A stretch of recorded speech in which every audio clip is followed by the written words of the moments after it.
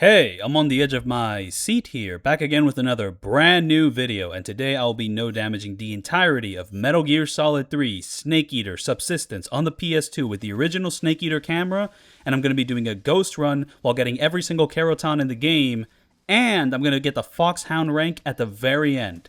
And what this entails, to get Foxhound, I need to play the game on Extreme difficulty or higher. I will be playing on European Extreme, which I have shortened to E Extreme in my title so that I can actually fit the entire title in the video. It has to be under 5 hours, which is actually massive because the last game I did a big challenge for was Metal Gear Solid 2 to get the big boss rank. In that game, you need to beat it in under 3 hours. So 5 hours is pretty massive, and my run did end up being over 3 hours because I went for slower, sneakier strategies in order to sneak past everyone instead of taking them out with the tranquilizer gun. I just felt like when you spam that weapon, the game is way too easy, and my previous no damage, I kept spamming the tranquilizer gun. So this time, I'm not going to be doing that. In fact, I'm not going to be knocking anyone out. And to continue, you need to use only 25 saves, you need to use 0 continues, 0 alerts, 0 human kills, but animals are free game, so you don't have to non-lethally tranquilize the animals. You could shoot them, and you do need food in this game, though you don't need to eat animals specifically to replenish your stamina meter. And right there, I just shot the first Kerotan. It was kind of far away. And because I'm playing on the original PS2, this game is going to be in 4:3, not in 16:9, because the game originally released in 4:3 aspect ratio. And another thing about this game is that on original hardware, it did run at a smooth 60 FPS. These are the words of a liar. This game runs at 30. This is actually one of the most egregious clips to claim that it runs at 60 FPS. But what's surprising is that the original Metal Gear Solid 2 did run at 60 FPS on original hardware. Now, did it run smoothly all the time? Mostly, though not all the time. There was a bit of slowdown in very ambitious sections of the game. Like in the tanker, when you're sneaking past all the military people, that there was slowdown there. And when you fought Fortune, there was slowdown there, but for the most part, it was a smooth 60. So when the game got ported to the PS3, the boost to 60 wasn't really a boost because the game already was 60 FPS. However, with Snake Eater, when it got brought over to the HD remaster, the boost to 60 FPS was actually a massive improvement. Though, in the years since I've played the HD collection on PS3, I have been informed of a couple of visual hiccups, so I decided to play the PS2 version in its original format, just to avoid any visual hiccups and just to play the most authentic version of Snake Eater, even though technically the most authentic version of Snake Eater would still be with the original game. And here I should probably tell you what strategy I'm using here. It's not going to be anything too complicated, but I am going to be patient. I'm just going to wait this guy out. If you're playing with no distractions, this is pretty ideal, though my later parts of this video I will be using distractions. So I know some people who do ghost runs of this game, they really go all in. They go no distractions, they want to be a complete ghost, they want the enemy to never be aware of them. I'm going to let them be slightly aware of me to be slightly faster, and because some of the methods I use to create distractions are really entertaining, this game kind of has a bit of a cartoony sense of stuff. I mean, look at that. That's straight out of Looney Tunes right there. I just walked past that guy. These guys have terrible peripheral vision, but don't be mistaken, they do have some peripheral vision. And since I'm playing on European Extreme, there's this thing with the exclamation points in the game. If a guard gets a green exclamation point, he's distracted. If he gets a red exclamation point, he noticed where you are, and on European Extreme, that immediately ends the game. And the thing about getting no continues in here is that every time you want to retry a section, you have to reload back to the start menu. And there is a shortcut for doing this faster, though faster is it's a very grand way of saying what happens. It's very slow. You have to hold down the R1, L1, R2, L2, select and start button to pretty much cut back to the menu, but you still have to sit through the Konami logo, the sound logo, the Snake Eater opening. You have to skip it and wait for it to be done skipping, go to the menu, load the game, and then hop back in. So if you are not a patient player, I don't think you can do this run on the PS2. But the thing is, on the PS3 HD collection, the load times are worse. So you still need patience if you're going to do this on PS3. However, we live in the modern era, and this game got ported again in the Master Collection. I don't have much experience playing the Master Collection version, but I assume load times are faster there, thankfully. When I said I wouldn't be using the trank gun, I meant on enemies. I'm still going to use it throughout the game, and I will be unleashing some gunshots to create some rather unique strategies. Right here, I'm shooting the Hornet to make this guy run all the way to the end, pretty much giving you free reign to run to the bridge and go to the next area. Though the timing here, it's not too strict, but if you mess up the timing, the enemy will start kind of walking back, or you might get caught by another enemy hanging around. So do it with my timing and you won't get caught. And also on the bridge, you have to be careful not to go too left or too right or you'll fall off. But when you fall off, Snake will start hanging on the bridge. You won't just immediately fall off. So you have a little bit of safety there, but it will slow you down when you're going past this run. Those previous areas aren't too bad. This area is one of the most interesting in the game. And it's a great way to end the Virtuous mission, though if you're going to compare the Virtuous mission, which is kind of the intro of this game, to the Tanker of Metal Gear Solid 2, you might be a bit disappointed because the Tanker is such a great section of Metal Gear Solid 2, while the Virtuous mission really is, let's say, more true to its nature. It's just the intro to the game. It gets you familiar with everything. It kind of teaches you how to go about things, but it's not exactly a whole game in of itself, kind of like how the Tanker was in Metal Gear Solid 2, which was trying to trick you that this was going to be the whole game before the game kind of does a little flip on you and puts you in the plant section. But I haven't finished talking about the requirements for Foxhound, so let me get back to that. So not only do you have to do everything I mentioned before, you also have to get under 20 serious injuries, under 5 life bars of damage. However, I'm going to be doing no damage for this entire video. One reason I wanted to do this redo of Snake Eater is because in my original video, there's sections which I thought were impossible to no damage, and I learned years later that was not the case. So I'm here for a redemption run. I'm going to be doing those previous sections with actual no damage this time, while getting all the Kerotans and doing a ghost run. So here, I'm going to wait for that one guard to turn around at the beginning, then I'm going to start crawling around the edge, and I'm going to wait here for this guard to come to my position, look at me straight in the eye, and then walk back, and then I'm going to change my camo, I'm going to climb the stairs, I'm going to wait for another guard to turn around, then I'm going to like jump off the stairs, go straight ahead, goes past this one guy, and when I goes past that one guy, I'm going to run straight to Sokolov. So this area, I really like how it's designed. It's not anything like too big or crazy, but there's multiple entrances. There's multiple ways to do your objective. You can like climb the roof. You can take out these enemies. It's a very well designed level. And the game makes good use of this section of the game. It's something which Snake Eater doesn't do that much, but there's a lot of areas which, you know, you'll go into it, and then the later part of the game will force you to go into it again with a different circumstance, different enemies, and you have to like really like make use of the level design in different ways to get around. And for this, I will be using camo. I know some runs of this game, they never change their camo, and never changing your camo is a fun way to avoid one of the more clunky elements of the game, which is all the menu management. This game is very ambitious with all the different camo types, which change your player model, and also fit the settings of like the jungle, the desert, the kind of snowy areas, the buildings, and just... It's such an ambitious game, but it's a sort of ambition which maybe the PS2 wasn't fully capable of handling. But I am going to be using camo, though I'm going to try to limit menu usage as much as possible. Like here, I mean, if I was a casual player, I would be changing my camo to the grassy thing, just to be fully safe, but I routed this out so that I would know the enemy wouldn't be able to spot me this way. Figuring out this strategy was just really fun, because if you just spam the tranquilizer, you don't really like engage with the level design like this. You just kind of look at everybody, you snipe everybody, and then you go in when everybody's sleeping. And that is fun for a first-time playthrough because this game can be confusing for first-time players. It definitely confused me. I'm going to get into that later. But to continue with my ideas of Foxhound, not my ideas, the rules for getting the Foxhound rank, you also have to use 0 life meds, which are basically the healing items of this game, no special items, and you have to consume under 25 meals, except I hear a lot of conflicting reports. Like some people say there's actually 0 limits to how much you can eat. Some people have been able to get the Foxhound rank while eating like a straight whale. And there is a whale rank in this game. This game has a bunch of different rankings for doing a bunch of different things, and I'm not going to get into all that because the only ranks I care about is Foxhound and the Kerotan rank. It should be noted my old Snake Eater outline had basically nothing on it. The video I made 4 years ago, like all the things I had to talk about for like nearly 3 hours, I kind of had to come up on the spot. This time I came a little bit more prepared because I've just spent more time with this game. It's one of my all-time favorite games. It's my favorite Metal Gear Solid, and I really did not want to like disappoint with all my commentary. So I have 41 pages of notes to go over. A lot of the things I'm saying are from my notes. I have shot multiple Kerotans without actually mentioning how to shoot them, but if you want a clear time code of every Kerotan I shoot in this video, it is going to be 64 of them. I'm going to have a pinned comment which tells you every single one I shot, just for easy access. And if you're trying to get a particular one in a particular area, I'm going to have the entire area written down, the number which I shot it in. And the thing with the Kerotans is that it is a bit non-linear which ones you can get, because there's certain areas you visit multiple times. And in those multiple visits, you can choose when you want to get it. And I choose very specific things because I think it's easier for me, but it might not be easier for you. So you got to think outside the box a bit here.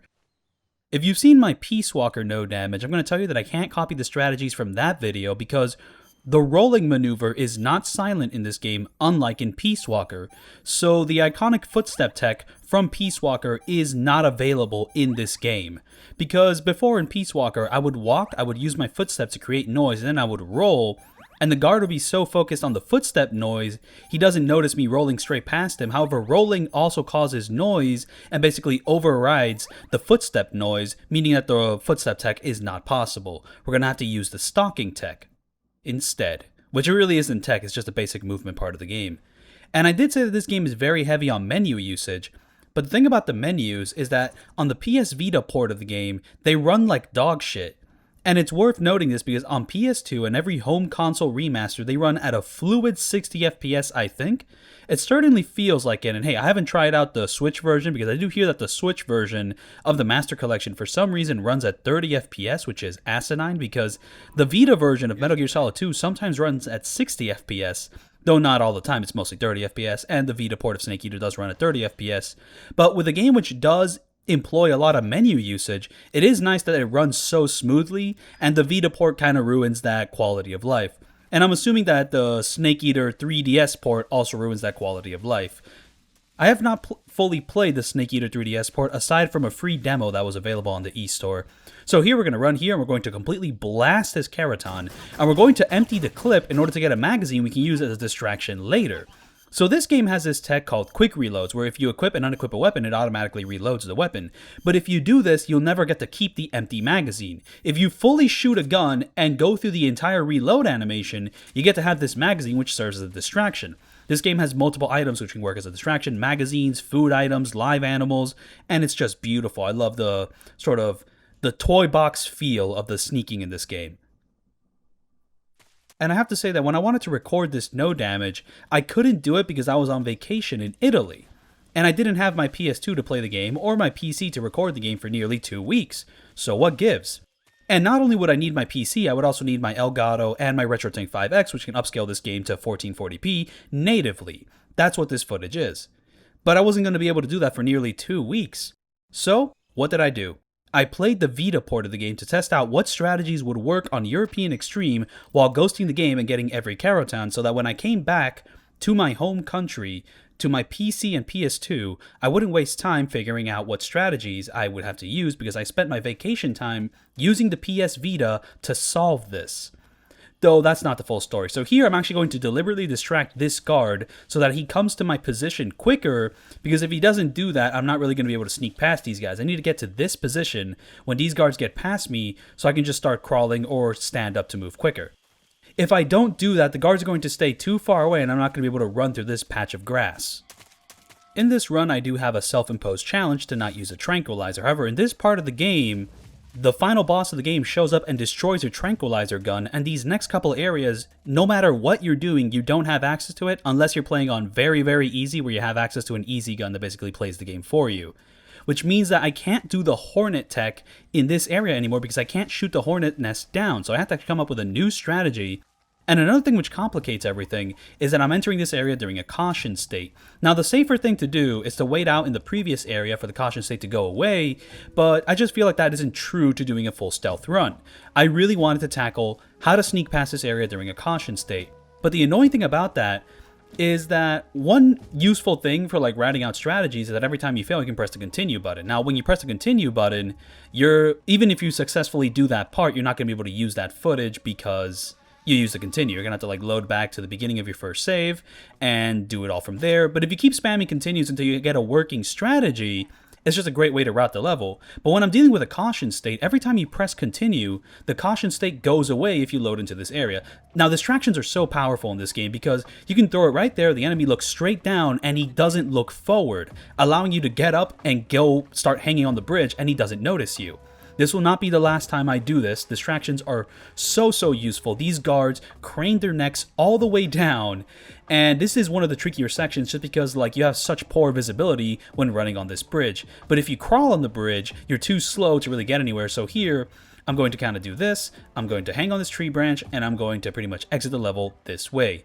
Our trials are not done yet. There is still an enemy kind of guarding this patch of grass here. In fact, I think I go a little bit too slow just because I'm trying to be really cautious, though my slow pace does match up with the caution state. Though the great thing about this caution state in particular is that once you enter the next area, I'm pretty sure it just goes away because the next area is an automatic safe zone. We are going to become really intimate with this area because we're going to go through it 4 times, specifically because I'm playing on a new game and I'm going to get all the Kerotans, which requires me to backtrack because when you get into Operation Snake Eater after the Virtuous mission, every area you visited from the Virtuous mission is going to have a brand new Kerotan in a new area that you have to go back to get. But because you enter these new areas without a gun, and you only get a gun once you reach the last area of the Virtuous mission again, it means you have to do a big backtrack to get them all again. You can avoid the backtrack by playing this on New Game Plus or playing on Very Easy, but I wanted the challenge, and I wanted to route it out, but man, we are going to visit that bridge area over and over again, more than most areas in the game, more than Groznyj Grad. Snake Eater now has 5 big versions of itself in the modern age. We have the original Snake Eater on PS2, then we have the Subsistence version, which I'm playing right now, which added a more controllable camera and multiplayer. Moving on from that, we have the HD collection, which was on PS3 and Xbox 360, which boosts Snake Eater's frame rate to 60 FPS while boosting the resolution to 720p. Though we lost the Nightmare Hack and Slash sequence, and the cutscenes have a few visual issues. After that, we have Snake Eater 3D on the 3DS, which updates the game to play more like Peace Walker with a crouch walk, a third-person kind of shooting control setup, and allows you to make any photo you take into a wearable camo, plus every Kerotan is now a Yoshi. So I'll be getting all Yoshis in 5 years or so. And finally, we have Delta, which brings the dreams of Snake Eater 3D into full HD now. The thing with Snake Eater is that there is no perfect version of it, but Subsistence on the PS2 does seem like the best overall, and I say this not having beaten Delta or Snake Eater 3D. In Snake Eater's title screen, if you press the triangle button, the background changes to silhouette the characters as they absorb the colors and the background becomes black. It is so cool that I did not know this. And pressing some of the other buttons speed ups the animation, they can zoom it in, zoom it out. It's a really cool interactable title screen, though I do think the subtitles of the remasters and the re-releases kind of ruin it a bit. That big ass Subsistence and Disc 1, like on the title screen, just look off. Same with the HD collection.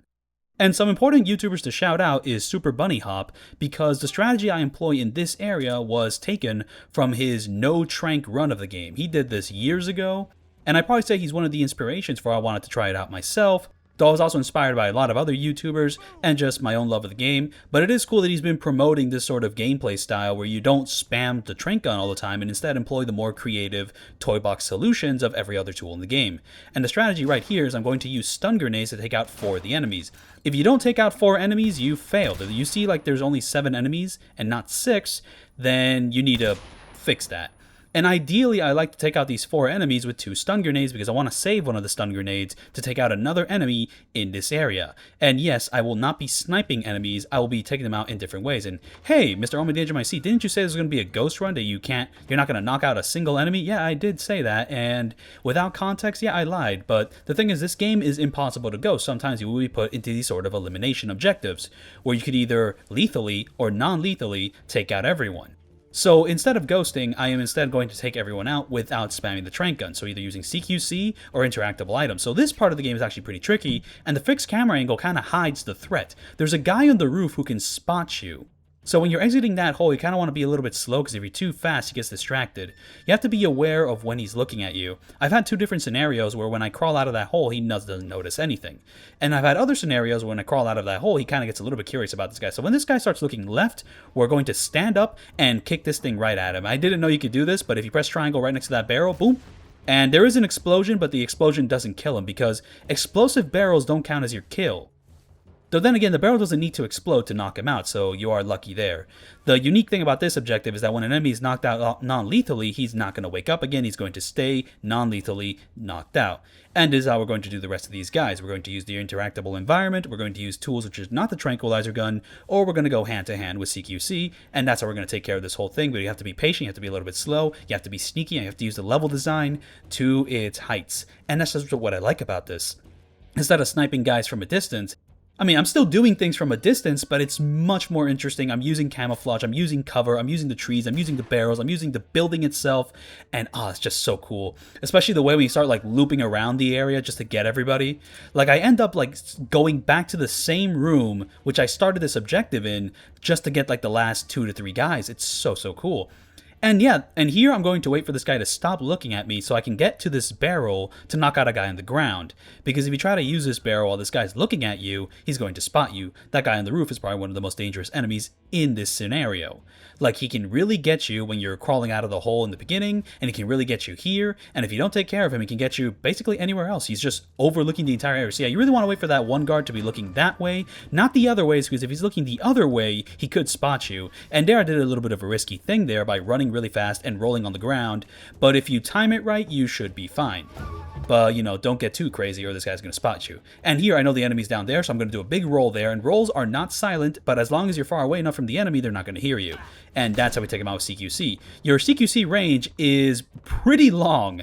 Like, it's not like infinite, but it might as well be. Like, you can stretch across space and time to knock somebody down. This is actually very true of experts in grappling, judo, jiu-jitsu techniques. They can do that. It's very, you just have to like train really well. I have not done so myself yet. The last 2 enemies, there's one all the way on the left side of the map, and there's one like on the bottom edge of this orange building. So the left guy we're going to take out by using smoke grenades to get closer to him. Now whether it's necessary or not, I don't know, but I just wanted to be safe. And the guy at the bottom edge, as long as we approach him from the left, should be fine, but you have to be a little bit quiet, you have to be sneaky, and you have to know where he is. I've done multiple no damages of this section, having zero idea where that guy on the bottom edge of the map is. It's actually kind of hard to find him if you don't know what to look for. He's actually hidden in a bush. It's very, very silly. So yes, the last guy, boom, used the fixed camera angle to check him out there. So the camera angles, I will be using the fixed camera angles for the entire video, but even though they're fixed, you can still move them around a bit to get better peripheral vision, or to get a wider like sense of the area.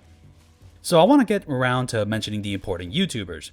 These are YouTubers who helped my video, whose strategies or analysis of the game have inspired me to make my own video, and I don't think this video would exist without them, so I really wanted to shout them out. So some important YouTubers are George Saloniki, whose Kerotan guide video was crucial for rounding out my run, and there I'm shooting it a bunch of times to get a magazine to use as a distraction later. Keep that in mind, note that down.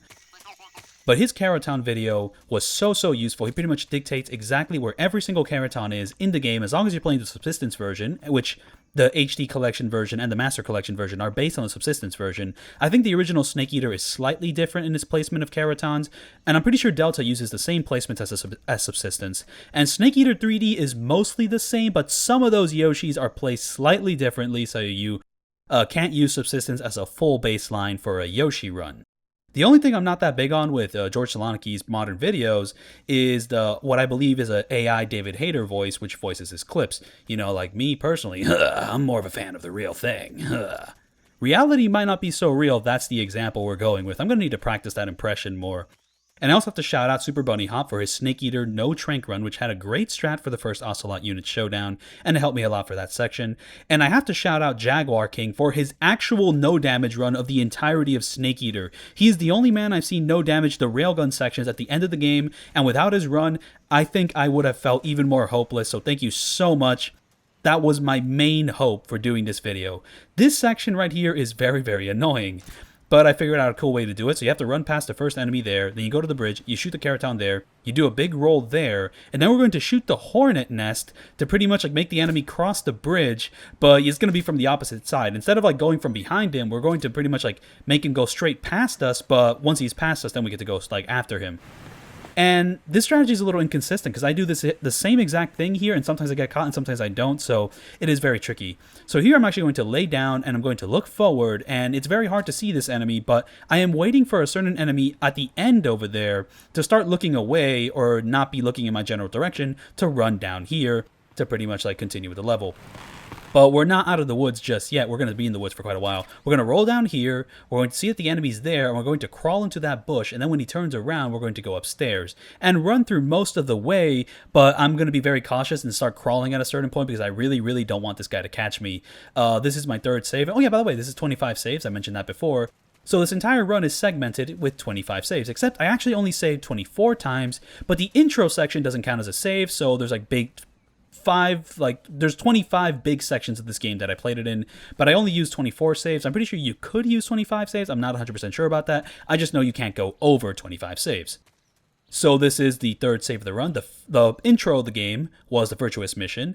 The entire section from the beginning of Operation Snake Eater to the Ocelot unit encounter is my second save, and then my third save was after the Ocelot unit encounter. My third save is basically just me doing the entire Kerotan backtrack through the entirety of the Virtuous mission. So what I'm going to do here is pretty much run through the right side. We're going to skip past that one guy there. And then there's going to come a point where I'm going to take it real slow because at the bottom of this, like the bottom middle of this area here, there is a guard kind of patrolling around. So I'm going to do a little bit of camouflage until I know I'm perfectly safe. Because the next Kerotan, I have to climb that tree to get a good look at it. Whether I could shoot that Kerotan without climbing the tree, I don't know. But climbing the tree is really cool, so I decided to do it. And climbing the tree, once I shoot the Kerotan, it distracts the enemy, and then I can jump off the tree and pretty much like run down the area. And the next areas I need to backtrack through pretty much pose no threat, so it's a little bit more breezy. The only things I have to worry about is just being decently fast. I'm not a speedrunner, but I don't want to waste anybody's time, unless it looks cool. But back to shouting out more YouTubers, I have to shout out Nick RP Green for his commitment to Metal Gear Solid speedrunning, including speedrunning Snake Eater while collecting all the Kerotans. And he's even worked out how to get all the Yoshis in Snake Eater 3DS, kind of. He's done a lot of streams, he's done a lot of experiments, but he hasn't fully finalized that run. But I am looking forward to whenever he does get around to that. And also, when they turn into Yoshis, every time you shoot the Yoshi, instead of getting the Kerotan noise, you get the Yoshi noise. That's not how a Yoshi sounds. And also I have to shout out Perry MGS for his strat with the Escort mission at the very end of the game. He showed me how to jump down in the final area so Eva doesn't alert the guard when she jumps down. He did a ghost run of the best parts of Snake Eater, and he kind of split it up into smaller videos, so watch his videos. They're fantastic. He does no distractions. He's very hardcore. Keeps the keeps the camo to like a minimum. And my throat's getting a little bit scratchy. I don't know. I mean, maybe I should rely more on AI because, oh my god, robot doesn't get tired. Not like me. It is actually very topical to bring up AI because Kojima was recently in some drama over it. He was doing this ad for like a Prada event. I don't know what the specifics of the event, but the ad was completely AI. It was a generative AI video of him and the director of the movie Drive just like doing some Star Trek shenanigans, and people were pretty much distraught. They were like, oh my goodness, Kojima, is he washed now? Can he not make any more analog materials? However, there was this one journalist, I believe his name was Gene Park, who had the audacity to ask more than one question. He met up with Kojima at the Summer Game Fest 2026, and he got to talk with him, and Kojima said that he was actually not involved in the creation of that ad, and that the actual Prada exhibit was created fully with analog technologies. And he also mentions that he's not really interested in using generative AI materials, that just for the foreseeable future of his lifespan, he prefers to deal with more human-made technologies. So there we go. That's the news. Now, what does the director of Drive think about that? I don't know. You'd have to ask him. I was watching some of the behind-the-scene videos of the creation of Snake Eater, like some of the mocap capture, the ATM machine, some of the mocap they had to do all the animations and the cutscenes. And when the boss is like riding her horse when she pretty much breaks your gun, they actually had to build a wooden horse that can go up and down and do all those crazy horse movements. So you have this like mocap actor just like going all over the place. It's like one of those mechanical bulls. Like it just looks crazy. It looks like a really fun time, but also you could seriously get hurt if you get like launched off that thing. So it's a good thing that the mocap actress for the boss was really able to like, just hold her own on the weird wooden horse. I was reviewing my move list in Snake Eater just to see what my options were, and I found out that the stalking mechanic, which you press the D-pad to move slower so the enemies don't hear you, stalking uses stamina. Not enough to matter too much, but it's cool to learn this tech does have a cost, which plays into the game's stamina system. And I also learned that you can snap people's necks in Snake Eater, which is very strange, Because while Peace Walker got rid of it, you just straight up can't snap anyone's necks. You can kind of maybe choke them until they pass out, but you can't snap their necks. And in fact, in Snake Eater, you can also choke enemies out until they have stars over their eyes. But if you continue the choking animation, you do like the neck snap like you could in Metal Gear Solid 1 and 2. But the neck snap is kind of redundant when you can just slit their throats in this one. So you already have a lethal option for you when you're holding up an enemy. So what's the point of choking them out to death when you'd rather just choke them out to not death?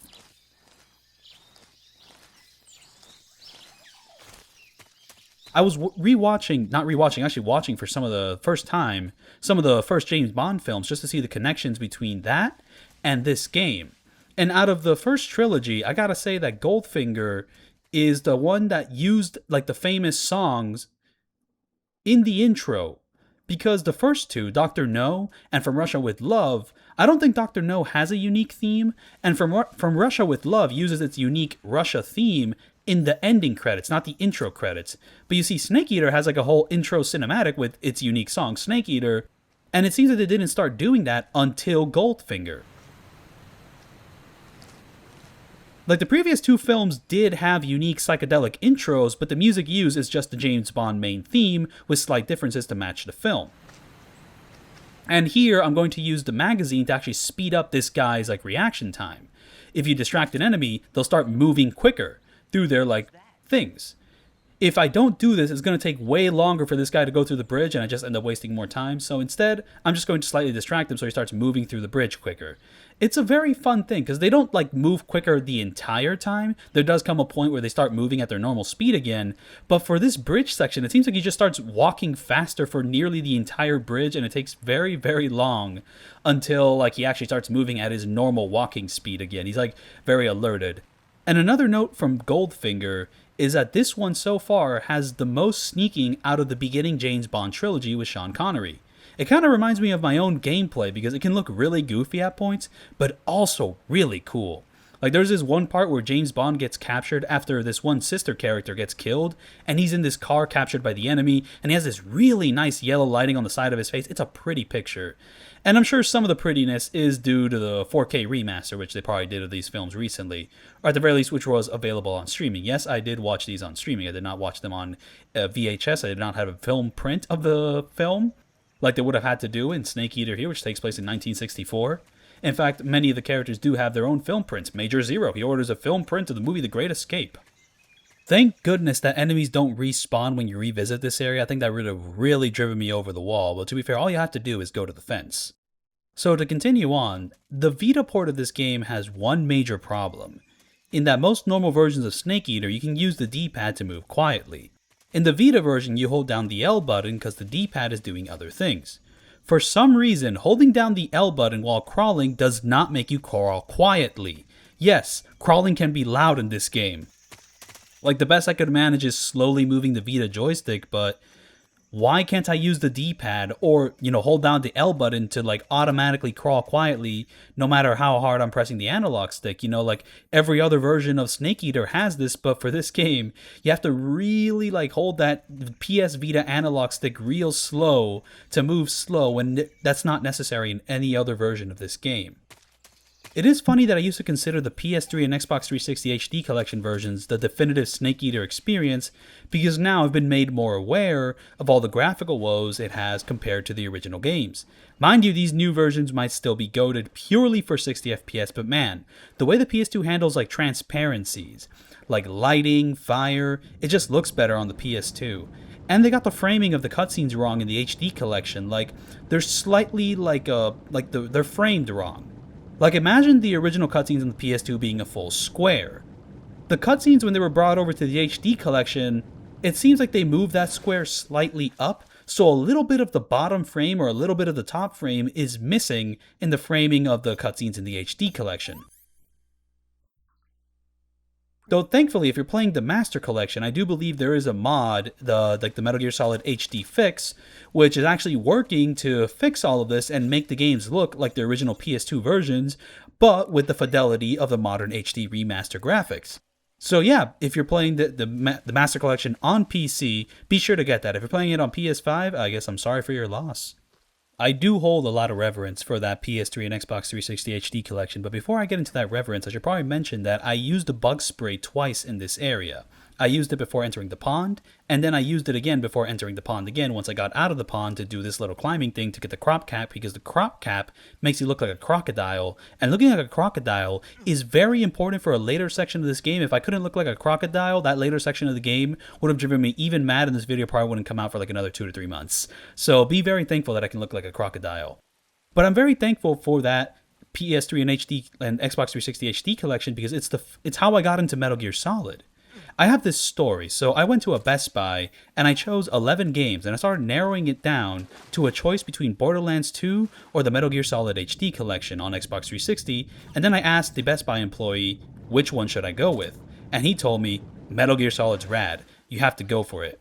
And mind you, the reason I was interested in Metal Gear Solid or Borderlands 2 was Jeremy John, a movie reviewer, recommended Metal Gear Solid. So I was like, oh, I should check out Metal Gear Solid. Angry Joe's Borderlands 2 review got me interested in Borderlands 2, so that's how I came to the choice between either of those two games, and I ended up going with Metal Gear Solid. And then I played Metal Gear Solid 2, and I had no idea what I was doing. So then I started playing Metal Gear Solid 3, and I still had no idea what I was doing, and I wasn't really enjoying the game very much until I got into an Xbox Live party chat with one of my friends who was a huge fan of the game, and he basically coached me through every single thing in the game, and I just kind of kept pushing and pushing and pushing until I finally learned how to enjoy Snake Eater, and now it's one of my all-time favorite games. I should probably go with the strategy for this area. I should probably detail that a bit more. But we're going to crawl through this fence, and you could go right for an easier way through. In fact, going right will actually get you the splinter camo early and pretty much make everything easier. But if you go left, you get to sneak right past Scooby-Doo over here. And just look how beautiful he looks on the PS2 in 4x3 when I'm looking at him in first person. I just could not pass up this opportunity. So you're just going to slowly sneak past them, and you're going to slowly sneak past the other Scooby-Doo in the area. And then there's going to come a good point where we get to stand up. And then we're going to jump through a hole in the fence, but only when the guard's looking away. And before I even jump into the hole through the fence, I'm going to distract the guard so he goes through his patrol faster, so I'm able to jump through the fence faster. And the guard really does have to be a good distance away from you, because if he's too close, remember, rolling is not silent, so he's going to hear you. So here I'm actually going to stand up. I'm going to get his attention just so he gets to the fence faster. And once he's done with that, he's going to turn around eventually. He's going to walk a bit. And I'm going to pretty much just deliberately crawl towards him instead of walking towards him. Well, to stay hidden away from the other enemies in the area. But yeah, no, the fact that this area has a bit of a non-linear approach. Well, non-linear, it's still pretty linear, but you have a bit of a divergent path, and a divergent path allows you to collect different things. So I'm doing an all Kerotans run, specifically because there's certain areas in this game that are kind of optional, which I did not visit in my original No Damage, except those optional areas are some of my favorite in the game. And it's really sad that I wasn't able to show off any cool stealth gameplay in those previous areas because they were pointless to go to. But if I'm trying to get all the Kerotans, I actually have to go to those areas now, and I get to show off just how nicely designed the levels in this game are. Sometimes you're going to have to snipe some of these Kerotans, and how to double confirm if you actually hit it or not is that you use the mic. So yeah, the mic is not useless. It actually has a use in the Kerotan run. So yeah, hunting for these Kerotans kind of reinforces what's already good about this game. And something which I actually learned for the first time is that there's actually a hole in this fence. In all my previous runs, I think I try to go through the fence with the two enemies guarding it. I think I take them out, or I distract them, or I do something along those lines. So yeah, if you infiltrated from the right, that Kerotan will be easier to shoot. But going in from the left, not only do you have to sneak past Scooby-Doo, jump through a hole in the fence, you also have to land a nice trick shot on the thing. So here we're going to go through the left, and I'm sure at some point I could stand up. Honestly, I think I might actually stand up, or I might crawl the whole way through. Oh, I'm standing up. Wow. So there is a chance an enemy could see you here, but I guess I timed everything correctly to the point where nobody saw me. And right now, I'm actually going to open up the menu in order to change my camo, because the camo I'm using right now, oh, by the way, you saw this at the beginning of the video, but I chose that I like Metal Gear Solid 3. That option gives you better camo, so if you want a bit of a challenge run, instead of choosing I like Metal Gear Solid 3, just say this is the first time playing the game.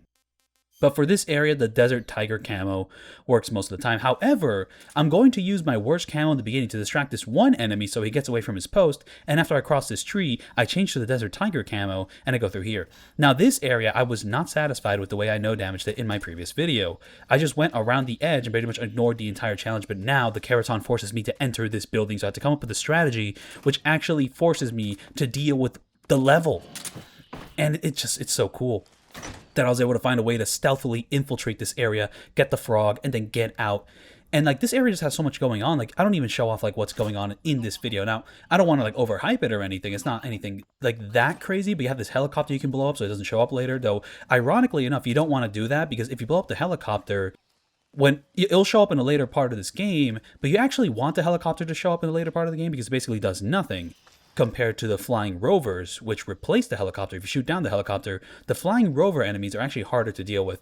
So here I'm actually going to mess up my strategy a bit. So that enemy, I removed him from his post because he noticed me when I was running over here. I'm going to try to like roll forward. I accidentally roll straight into here. It's honestly like kind of sheer luck that you have great camouflage when trapped in this little corner. You see that helicopter over there, you can blow it up. And there's also like a lot of goodies to pick up in this area. You can probably pick up like an automatic weapon, you can pick up more ammo, and sadly I kind of ignore those just for safety, but there's a lot to do in this area. It's like a little toy box, it's a little sandbox of stealth encounters.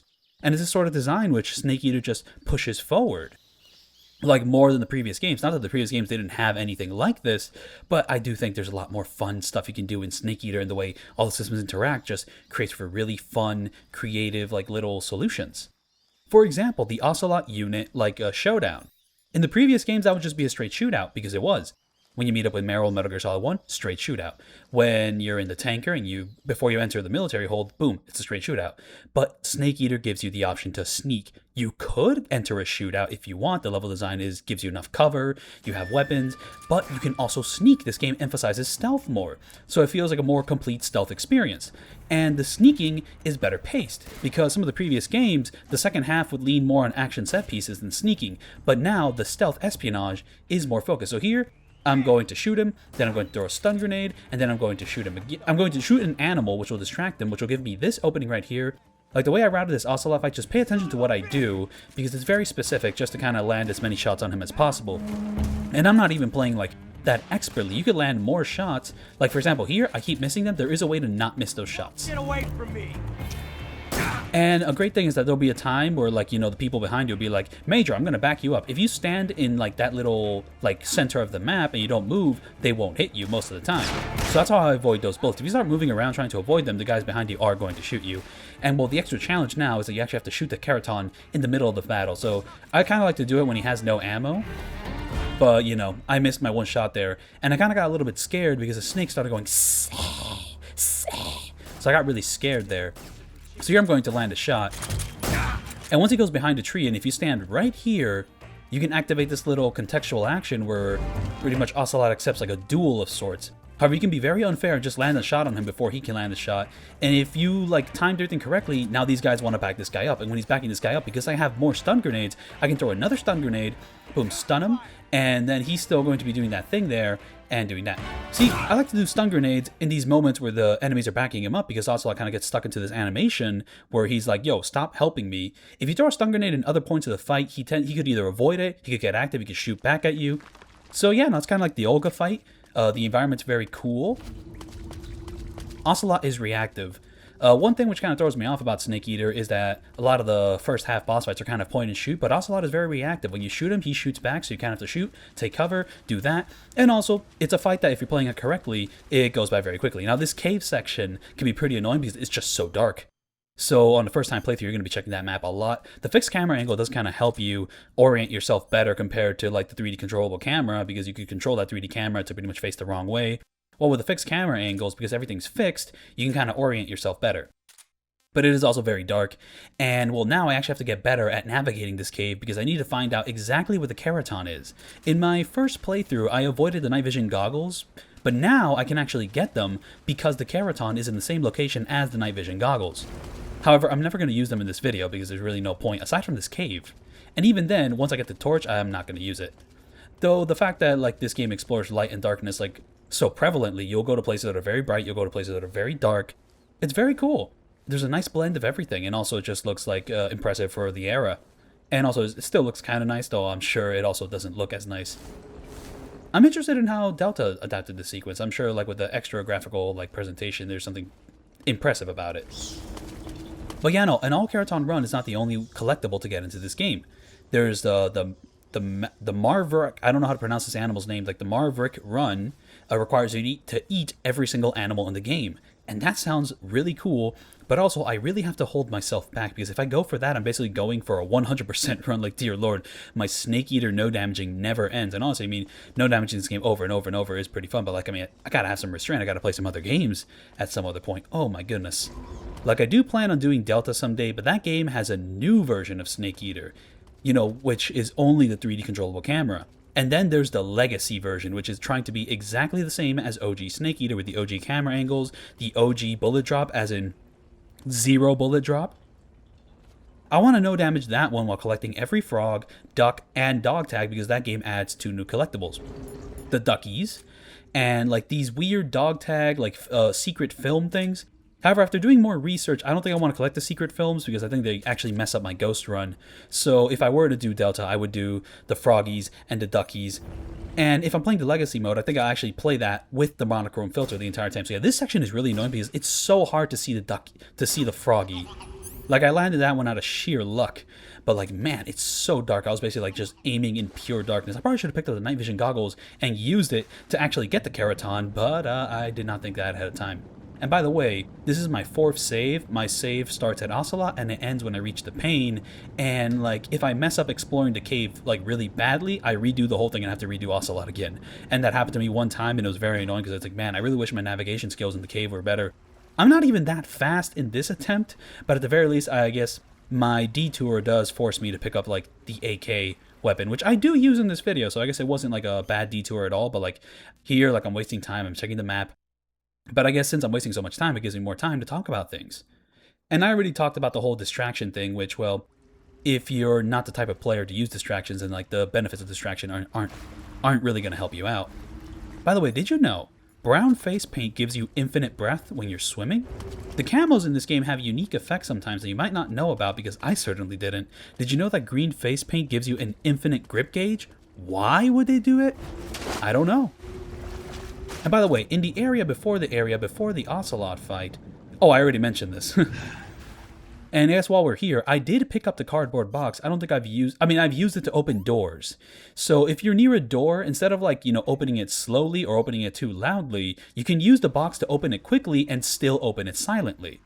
Also, when I was checking the skill menu, there's this funny thing you can do where if you're near a door and you go into first person mode and you use the peeking tech, you can actually peek to slowly open doors, to open it just a little crack to get a view of things. Though, given the fact that the box can automatically open doors silently, that tech is kind of useless. But hey, if you're doing a no box run, you can use the peeking tech to slowly open doors. That's really, really neat. This game just has so many nice details. Though I will say, I do understand people who don't like Snake Eater. For example, haters of Snake Eater, they do kind of confound me because they can be reasonable. If I hear someone say this game isn't that interesting to sneak through, I can kind of see their point. The areas are a bit small, the game is somewhat linear, and if you spam the trank gun, the game can be too much of a breeze. But then, if I find out that that hater's complaints all come from playing on easy mode, well, now I'm confounded with the fact that they were talking out of their ass. The issue is, the reasonable hater and the foolish hater sound exactly the same as long as their language remains vague enough. There's a very easy fix for the fool. It starts with the letter E. It's called Extreme. But even then, I'm sympathetic to the claim that Snake Eater's too easy, even on Extreme. The trank gun decimates, and even when thrust into full-on combat, CQC can demolish most crowds. Lucky for us, there's another word that starts with E. It's called Europe. Though Europe sadly didn't exist in the original Snake Eater in America. We had to wait until the subsistence release to receive Europe. And also, I am past the Ocelot fight, but the mocap for the Ocelot, like juggling when he's juggling his revolvers, I saw that scene in mocap, and it's really cool because the way they got the physics of the revolvers is that the mocap actor pretty much just got sticks attached to footballs, and he juggled those to get the feeling of the revolvers. You know, because I mean, when you really think about how someone does mocap, I mean, this might be a little bit elementary if you're familiar with the format, but it's just really cool how they have to come up with all these solutions to get the weight of the items in the scene correct. Or like approximate enough so the animators can actually work around it. I think that's just really, really cool. And something which happens with all the boss fights in this game is that the cutscenes before the boss fights, when they end, they all fade to white, which transitions well into gameplay because the gameplay section also transitions straight into white. However, if you skip all the cutscenes, the transition is a lot harsher and not as smooth. But if you're playing the game normally and watching all the cutscenes, there's all these nice little details which transition from one point to another to make everything more seamless. I really wanted to watch movies related to Snake Eater, given that, well, the Metal Gear Solid franchise is so related to cinematic inspiration, and Snake Eater is probably the closest comparison, especially since every time you save the game, the paramedic always goes off on one of her favorite movies. But not every single movie I saw in the period that I was no-damaging Snake Eater relates to Snake Eater. Like, for example, The Dark Crystal is not related to Metal Gear Solid 3 in any way, but the protagonist in that one talks exactly the same as Big Boss, just in a different tone. Like, Big Boss, he'd be like, Dark Crystal. But the protagonist in The Dark Crystal would be like, The Dark Crystal? Master, what is that about? So there, I try to line up a headshot, then I jump in the water, and I go all the way over here, and I equip this hornet's nest before the fight started so that I can throw it there, and I really wish the hornet nest attack was more consistent. And there, the Pain could do a couple of things, and one of the things, he just throws a grenade straight to your location, but sometimes he's a little bit nicer and he doesn't, so this used to be my least favorite boss fight in the game by a country mile, but after so many replays, I have to admit that nothing is beating the Shagohod for the worst boss fight in the game. It's just so boring. Even a fight that's as frustrating as the Pain here, there's a lot going on here. He has multiple attacks, there's multiple different phases to his fight, something is always happening, and on some level you are fully in control, but I'm just not a fan of this point-and-shoot style. It just feels a little bit more restrictive. And it being in a body of water, it's an interesting gimmick, but I just feel like it slows the pace down so much, especially when you're trying to avoid most of his attacks by just jumping in the water, then climbing back up, and using the iframes of climbing back up, swimming down to avoid some of the more dangerous B attacks. If there's a faster way to do this, I don't know how to, because the way Jaguar King did it was that he was able to land perfect headshots, actually deal some decent damage to this guy, because if you're not landing headshots, you barely deal any damage. So, I mean, I guess playing well is a higher skill ceiling with this guy than with Ocelot. You don't have to play that well against Ocelot in order to beat him quickly, while here you really have to play at a higher fidelity to get done with this guy quickly, because if you don't do it that way, then we end up with this. Though I do think I'm a little bit happier with the way I handled this fight, because at the very least I stayed in one location, and I don't know how that grenade didn't damage me. I guess the water blocked it. I was a little bit in too deep, I was camouflaged too well, the Italian flag shielded me from the explosive. And one fun thing about the Tommy gun attack, it's not a fun attack at all, basically just waste my time there. If you pay close attention and slow down that piece of footage, you'll see that I hopped into water while still being locked onto the Pain, so I basically just walked backwards to dive into the water. But the fun thing about the Tommy gun attack is that you know when you stand up, when you see a bright yellow flash go past you in the second round of firing. He does 2 rounds of firing, just and that's when he'll stop, and you'll know that he shot his last bullet when that yellow line just goes by really, really quickly. So to continue with my point about the Dark Crystal also has this bird that I'm a really big fan of. I mean, that really doesn't narrow things down. There's a lot of birds in that movie, and I like all of them, but there's this one specific bird who's always going, anytime something going his way, anytime something's not going his way, he's always going, the villains in that movie are so ridiculously evil.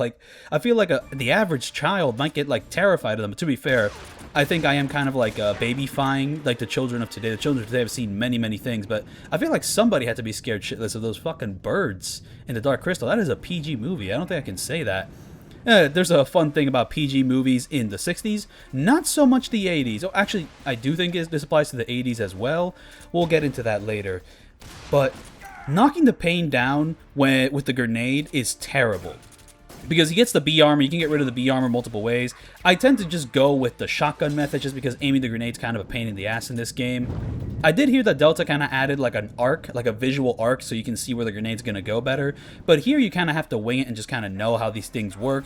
And I think the grenades are also affected by the pressure-sensitive buttons of this game. And one thing you should do with the shotgun is that it takes 4 shotgun. See, there it is with the grenade. So if you knock him down with a grenade, if the grenade hits him when he doesn't have the B armor equipped, he just lays down on the ground. And if you're trying to kill him, that's great. But if you're trying to do a non-lethal run, it's terrible, because when he's laying down on the ground, he has complete iframes and you can't land a single non-lethal shot on him, and he just gets back up and recovers his entire B armor. So if you throw a grenade and it blasts him when he doesn't have his B armor on, if the grenade doesn't take the armor off but instead knocks him on the ground when he doesn't have the armor equipped, then yeah, guess what? You're just gonna have to do the whole thing over again. So it's so annoying. And I'm playing the original version because I do think there's an exploit in the HD collection and Master collection with the bullet bees where if you keep looking at the paint in first person, the bullet bees just straight up don't hit you. But here, that is not the case. In the original game, everything kind of works as intended, and it's very, very annoying. And you also have to get really, really good with the quick reloads here, because if you don't get good with the quick reloads, you'll deal even less damage than I'm doing right now. So yeah, this fight still takes quite a while. And my video is pretty long, because most speedruns of this game are like an hour 20, an hour 10. But to be fair, I am going with a slower strategy. A lot of the speedruns that go for an hour 10 are like tranquilizing every single guardian in existence. And here's something which never happened to me in the original fight. The bees are just blocking my vision. They're not damaging me. And I guess maybe this happens if you spam the shotgun too much, but I'm not 100% sure. And I just hate the way how he spins around, because, you know, you'll be trying to land up a nice shot, and then suddenly, boom, he spins around. And yeah, just every time I'm throwing these grenades, like, it just always misses. It doesn't always miss, but I always feel like it misses. I always have to go into the ground, I have to go back up. And one thing which I won't be doing in this video is using the healing radio frequencies, because the food I collect pretty much just does all the work for me, and I don't spam the food items too much. So I do eat under 25 meals, even though it's not really necessary. See, you see that little like yellow-green like flash of light? Boom, that's when you get up. Beautiful work right there. But yeah, staying on this rock I think just works better for me, because I find it easier to aim the grenades from this location, and like every time you get up, you get refills for your non-lethal tranquilizer. Non-lethal tranquilizer, yeah, the tranquilizer gun and shotgun bullets, and that's pretty much all I want. Though I do think in other parts of this area you do get refills for the grenade. Now, do you get refills for the smoke grenade and stun grenade? No. And this is important because the smoke grenade and stun grenade is really, really important for my run. Like, some of the biggest failures of this run depend on me pretty much not having stun grenades in a certain point or not having smoke grenades in a certain point. So you really have to stay on top of that. So you'd be better off not spamming the stun grenade and smoke grenades here, so you can save them for later. And see, I'm trying to land a headshot and I missed. And I just end up only shooting one tranquilizer into his body, and it's just like, oh man, come on. Come on, man. By the way, on the PlayStation 2, all cutscenes are letterboxed because the game, in its original format, is 4:3. You'd be playing it on a CRT TV, and those only display things in 4:3. So for the cutscenes to have a cinematic ratio, they pretty much like letterbox it, so that when you're playing the game on a CRT TV, it would be letterboxed. If you're playing it on a modern system, like, widescreen television, it's just going to look tiny instead of looking letterboxed. On the HD collection on PS3 and Xbox 360, you can choose to have the cutscenes be full screen, but also choose for them to be letterboxed if you desire that. But on PS Vita, you have no such options. It has to be full screen. I guess it's because of the resolution of that console. And right there, I'm pretty sure I landed a headshot. And did you see the bees are about to get me? But I landed a headshot right then and there. And oh yeah, the thing about the Hornets, the thing which I really have to mention about those Hornets is that sometimes, like, when the pain throws his little, like, bee go attack you juice, and the bees come to attack you, sometimes they won't attack you because they'll be so fixated on going to the hornet's nest you put there, and they infect the hornet's nest and pretty much create the pains, like, the pains, a hornet hive of hornet pain bees. And right there, boom, this is why the run gets kind of slow, because I missed my jumping there. So this is not a platforming game, but it still is related to Super Mario, because sometimes you have to do these tricky jumps. Though I guess there's more in common with Tomb Raider, but I say that as someone who has never played a Tomb Raider game in his life, so I am not talking from experience. Though I did buy the HD collection for like the first 3 games, so I want to try those out eventually, and I would be playing with original graphics. I mean, like, it is kind of neat that the HD graphics kind of go for like a more cartoony vibe instead of making it realistic, but I'm going to go with the original graphics. I want to see like those PS1 polygons. And to mention James Bond, in Dr. No, I noticed the scene of James Bond sneaking through the water on the beach. When he gets to the beach, he meets like the main Bond girl of the movie, and then they're being hunted down. He has to like kind of go underwater and use like a bamboo stick to breathe underwater. And then there's like this one enemy with a machine gun walking through the water slowly. You can see like the rippling effect. I can definitely see Snake Eater being inspired by that, because in its opening like music video, there's a shot of Snake, big boss over here with an assault rifle, just walking through the water, creating vibrations there. I could definitely see like the inspiration there. He probably pulled straight from there. And I also wasted a lot of time because I did not choose a good time to shoot the frog. I learned after I did my entire no damage run that you could probably land a shot on the frog, on the Kerotan here, before the boss fight even starts, and man, that would have been so easy. I really should have done that, because the way I have my saves like routed here, I have my save from Ocelot, all the way through the cave, and I drop another save right at the pane. So if I shoot the frog at the end of the last save, every time I reload the pane, I don't have to worry about the frog in that area, but I did not know that ahead of time. You can also do this with the Fury, though with the Fury it's not too bad, because getting the frog is really easy during his fight, at least in the very beginning, especially the way I have it routed down when I pretty much use the non-lethal sniper rifle to take care of him like really, really quickly. But man, oh man, see there it is, the Hive of Pain Hornets, and I'm sure there's like some fun things you can do with that, but instead of doing anything fun with it, I'm just going to eat it. This right here is one of the examples where if I have to like equip and unequip stuff, I also take the opportunity to change my camo. When you start doing like two things at once instead of say organizing your backpack and then like at a later point changing your camo, you're just kind of wasting time. But here I'm prepping ahead of time that the camo I'm going to be using is the zombie and black suit. And this is one of the most annoying parts of no damaging Snake Eater, because beforehand, like, yeah, the sneaking parts to, like, you know, trying to figure out the routes, trying to figure out the strategies, they're a little bit annoying. But when I have the strategies figured out, like, remember, I was remembering these strategies from playing the PS Vita version, so that when I came back, I'd be able to just immediately be able to bulldoze through these parts. So when I already have the sneaking strategies in mind, for the most part, they work really, really well, aside from a few exceptions and aside from a few strategies that are really hard and just kind of like hard to do. So right there, the snake just kind of hissed at me, so it could have attacked me, but thankfully it doesn't attack me. So when you're hunting for all these animals, you have to watch out that sometimes they can attack back. And this is also one of the beginning sections where I start collecting poison dart frogs. So before I fight the fear, I'm going to be collecting a lot of poison dart frogs. And yeah, right there I killed one of the snakes in order to eat one of the snakes, and I killed another one of the snakes to use as a distraction item later on in this video. And the way I routed out my outline, because I had so many points, I remembered that I have 41 pages of points to mention for my outline, but instead of having it all in random order and just kind of getting confused along the way, I decided to like place certain points in certain save points because, well, some of the things I mentioned are directly related to those save points. And right here is a very risky thing to do. Like, you definitely want to shoot this thing with the silencer turned off so you don't, like, you know, wear out the silencer, but those bats that start flying around could damage you if they get a little bit too close. There is ways to like wear them off. Like, I think the bug spray might actually work against the vampires. It might be a camo that stops the vampire bats from attacking you. And if you have the torch, I think they avoid you because you have fire, and fire is very bright, so on and so forth. But the reason this is one of the more painful sections that no matter what strategy I come up for with the pain, it's a fight that takes a long while. It's a fight that requires some sort of precision. And if I want to do it in any sort of reasonable time frame, I have to be very quick about it. And then there's just like this big section here where you're just kind of like walking around and exploring. And I like doing that big roll there. And I love the way the light kind of like just shines so brightly here and the way it's framed with the fixed camera angle. But a lot of the things I need to mention are save 6, which is going to come up once I reach the end of the river here, but we're not there yet. But I think I should probably get out the strategies I have for the future areas out of the way because these strategies are really, really crazy. For example, for Ponzanovi West, if I pronounced that correctly, I probably didn't, I'm going to swim to shoot the frog, and then I'm going to swim quick to rise up at the top right corner, then back down to hide from the top right corner. It's actually closer to the top left corner. I don't know why I put top right. And then I'm going to go up. I'm going to go back down to hide from a guy. And then I'm going to get up when the guy stops looking in my direction. I'm going to climb onto the bridge. A guard like all the way ahead of me is going to notice me. And before he gets too close to pretty much cause game over, I'm going to actually shoot my gun close to him so that it causes the caution state, which causes them to back off, and then the two guards, which would see me, are going to back off a bit, and then once they stop backing off and go into like their caution patrol states, I am going to pretty much like use a distraction item to distract the guy on the left, and I'm going to use the smoke grenade to use the stepping silent tech to run all the way to the supply box, pick up the sniper rifle, and then pretty much like go outside, jump into the river with the croc cap equipped, and also jump in such a way so that the enemy doesn't see me so I can swim out of the area.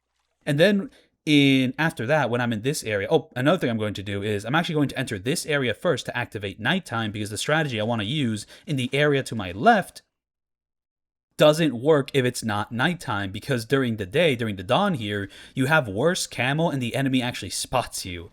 And your camo during the nighttime still sucks, because I actually had a save file where instead of going into this area to activate nighttime, I actually entered the other area under the delusion that I would be able to do it during the dawn, but I realized, my strategy doesn't work during the dawn, so I had to redo my whole pain fight again. I did the pain fight like 10 seconds faster, and then I did this thing where instead of saving, like, here, I save over there after activating nighttime, because because I didn't activate nighttime in my previous save, I saved here during the dawn, and then I realized, oh, this doesn't work during the dawn. So when I reloaded this save every single time, I had to backtrack to the other area to activate nighttime, then backtrack here, and all that time wasted makes it really frustrating because this is one of the most frustrating sections of the game. Like, it requires like a very tight strategy because you don't have much room to work with here, and I don't know how I would do it without the croc cap. So see, I'm going to swim to hit the frog, and then I'm going to start swimming over here, and you want to get up in a there's a certain timing to this, because if you get up too early, the guard on the bridge to our right here is going to notice us. So he's going to notice us if we stay still like this, so we have to go back into the water when he starts looking our way, then he's going to be looking over there, we have to wait for him to turn his back, then we're going to climb back up. This is one of the more creative parts of the game, I'm just glad I was able to solve it, and this is an optional area which I wouldn't have visited if I didn't have to get all the Kerotans, but I kind of went one step and beyond just because I wanted to find a way how to get the sniper without actually knocking anyone out doing a ghost run, though I guess calling this a ghost run is a little bit silly because I am very loud and I make the enemies very aware of my presence, but they never notice me. But they're always like, huh? What was that? What was this? Because if I didn't shoot that thing to make that guard back off, he's going to start coming to my position and he's going to notice me. And it's like, oh my gosh. So instead of doing that, I shot the thing. I made him go back. Then I can use the distraction item at this point. Use the smoke grenade here to pretty much walk silently. This is something you can do in Snake Eater. If you hold down a grenade, if you have it like ready, your footsteps are silent, allowing you to run past enemies. So instead of the footstep tech, we have the grenade tech. And this part always like screws you up because there's like, if you don't do this correctly, if you jump into the water and you're not like blocked by the bridge under you, if you don't go under the bridge immediately, the enemy spots you. That section can be messed up so easily, and I don't know, I'm not 100% sure how to do that part like 100% correctly because I've messed it up so many times. Like sometimes I will do the same exact thing and I would get caught. Like just what a tricky sections. Like these 3 rooms are some of the hardest in the game. This is like a huge like difficulty tweak for sneaking. This is like the hardest ghosting you ever have to do in the game. I mean, debatably, but it is probably some of the hardest ghosting you have to do. And like I think like the most infamous room is the stairs room. But once you have a strategy for the stairs room, I think it's actually a little bit less frustrating. And here I said that, I don't like to wait out the caution state. I like to do the area during the caution state because, you know, that's what real sneaking is about. But I'm not going to be doing real sneaking because if you enter this next area while the caution state is activated, not only do you have to sneak past the enemies, like, you know, in that water room normally, you also have to sneak past extra enemies spawned in. The flying rover enemies go to that area, and like I don't know what strategy you would do with that. And I don't even want to route out that strategy because trying to route out a strategy during the caution state pretty much means that every time I want to redo the next room that's coming up, I would have to start it from the room in the west area. So I have to redo that every single time, and then I have to swim here, then I have to go into this next area during the caution state and just keep, you know, slamming my head against the wall over and over and over and over and over to figure out a strategy instead of waiting for this caution state to run out, go into the next area, fail a bunch of times, but be able to continue, and then practice the next area without a caution state over and over and over until I got a good strategy. And the good strategy I came up with doesn't even like work 100% of the time because it's very like timing specific and also distraction specific. It's, oh my goodness, I'm very proud I was able to pull this off, but also like, wow. So you have the pain, which is like kind of like my second least favorite like boss fight in the entire game. And once I'm done with that, I have to deal with this, and it's like, oh my goodness. So instead, I decided to kind of like wait this one out here. You have a very picturesque picture there with me in first person, the guard kind of there. You can like at the very top left corner of the screen, you can kind of see a very tiny guard flying around. The way the lighting interacts in the nighttime in the river, it looks really pretty. So yeah, I did kind of waste a lot of time here, but at least I created a pretty picture. So, you know, you gotta love them pretty pictures. So now here's the strategy you want to do in the warehouse exterior. So you're going to run until you slow down, then you're going to dive into the water while distracting the guard. You have to distract this guard. And then you're going to swim to the frog, and you need this guard to be like, oh, it's just a crocodile. And then you're going to swim under a boat to get some ammo, because look at this, I only have 1 bullet. I wasted some bullets shooting a fish, which I'm going to use as a distraction later on. So you're going to swim to the frog, you're going to land a shot. If you don't land a shot, you're fucked. And you also have to be kind of quick about landing the shot, because if you're too slow, you're going to mess up the timing here. You're going to go into this boat, you're going to get some ammo, then you're going to get up right at the boat ending, at this intersection between the row and the column, to get up and distract one of the guards on the top left there. And then you're going to hide here, you're going to use the box, and then this guard is going to come all around, and then he's going to be like, huh, what's there? And then when that guard starts like walking back to his position after he's investigated, then you're going to run diagonal, you're going to do a roll to pretty much get onto the platform, and you're gonna hope that everything works out. So what really messes up this section here is that sometimes the guard, like in the bottom here, will sometimes like go around these blocks on the right, and if he does that, you're fucked. You always need him to go around the left. And the guard at the top there, you need him to be looking away at just the right time when that guard is leaving, because if he's looking at the right, then he just spots you when you do this sick ass roll. And entering this next area, the tiger strip has slightly more camo, but it doesn't matter how much camo you have in this like next area, you're always going to be really exposed. So you really have to do sneaking away from the enemy sight lines, because if you're in the sight line of an enemy, you're basically fucked in this next area. Like, there's just so much going on here. So now, the strategy for this area is that you're going to run to the ledge and wait for the second guard on the ground to do a turn. Then you're going to hop over, then use the grenade sneak tech to run past. Then you're going to use the box to climb the stairs quicker, because when you're using the box, you actually run up the stairs quicker. And then, after you do that, you're going to... I just missed a part of my outline here. Yeah, you're going to use the box to climb the stairs, and you're going to sneak around the final guard. Wow, my notes don't even like fully go into what you have to do here, because, well, this room is so frustrating. Like, I had so many issues with the guy all the way at the top. Like, okay, so all this stuff, pretty consistent. This stuff on the stairs, slightly consistent. Sometimes I get caught by this guy, and here I'm going to take it a bit slow. I'm going to use the grenade to sneak past this guy, like, kind of quietly, just so I can go into this room here. And it's just so nice that the box, like, automatically opens this door, so you can just go in as fast as possible. But I've had issues where sometimes I get stuck on the door leaving. So yeah, here you can go really speed. He won't hear you. And I always had this thing where, like, instead of doing what I'm about to do now, so first I wanted to use a distraction. The distraction goes too far. I use the box to hide from him, and because distractions are so, like, powerful, once he starts to look at it fully down there, he's not going to see me. I'm going to use a grenade tech to run past him. And sometimes, if I'm not fast enough here, a guard on the bottom notices me. But what I usually do, the thing which used to be my consistent strategy, is that instead of using the distraction, I just slowly, like, stalk around this final guard, and then he notices my wet footsteps, and him noticing my wet footsteps somehow, like, keeps him distracted long enough for me to run to the end of the area there to enter this next area. But oh man, but then, like, that wasn't consistent, because sometimes, like, a guard downstairs would notice me. Sometimes the guard who notices my wet footsteps would just start noticing the footsteps I made after the fact, because there is a puddle of water in that area when you're going up the stairs. So if you don't avoid that puddle of water, bada beam bada boom, you get noticed. It's just like Metal Gear Solid 1. It is nice that there's, like, a lot of mechanics from Metal Gear Solid 1 and Metal Gear Solid 2, which only showed up in a few areas, that also shows up a little bit more consistently here. So here we're going to empty this entire, like, AK-47 mag to pretty much have a distraction to use in this, like, next facility. By the way, this area is safe. However, there's a bunch of traps that can damage you, and I knew how to avoid them. But if you're just walking around blind in this area, you could get caught by them. But I knew where they were. I knew where I wanted to do. I knew what poison frogs I wanted to kill. I knew how I wanted to get the Kerotan. And also, I wanted to do it without the thermal goggles, because I feel like that'd be cheap. This is a very, like, pretty looking game for the era, so I wanted to show off the graphics in its original setting and not marred by thermal goggle overuse. But in order to do that, you have to know where everything is. In fact, the area with Scooby-Doo, where I snuck past Scooby-Doo, I would use the thermal goggles in my original no damage to see where all the claymores were, but I pretty much, like, did a route where I avoided all the claymores, so you might see me just running around to, like, sneak under the fence to sneak past Scooby-Doo, but I was avoiding claymores, so if you're a casual player, you could get blown up by a claymore because you can't see them. They're kind of hard to see, but I just knew ahead of time where they were. So this area, it's not too bad. You just kind of run until you kind of, like, crawl to a point, then you get up, and then you start running, then you go here, you pick up an extra silencer here because you're going to need it. And by the way, there is a Kerotan in the warehouse area, but I'm not going to shoot it then. I'm going to shoot it in the revisit, because the strategy I use when I revisit that area to move on to the end, I'm in a position to hit the Kerotan better. But again, the position I'm in, it's still going to be a sniping shot. By the way, this area, I'm going to snipe this Kerotan from really far away. Like, with the PS2 graphics, sometimes when the Kerotan's really far away, it just kind of looks like a bunch of fuzzy nothing.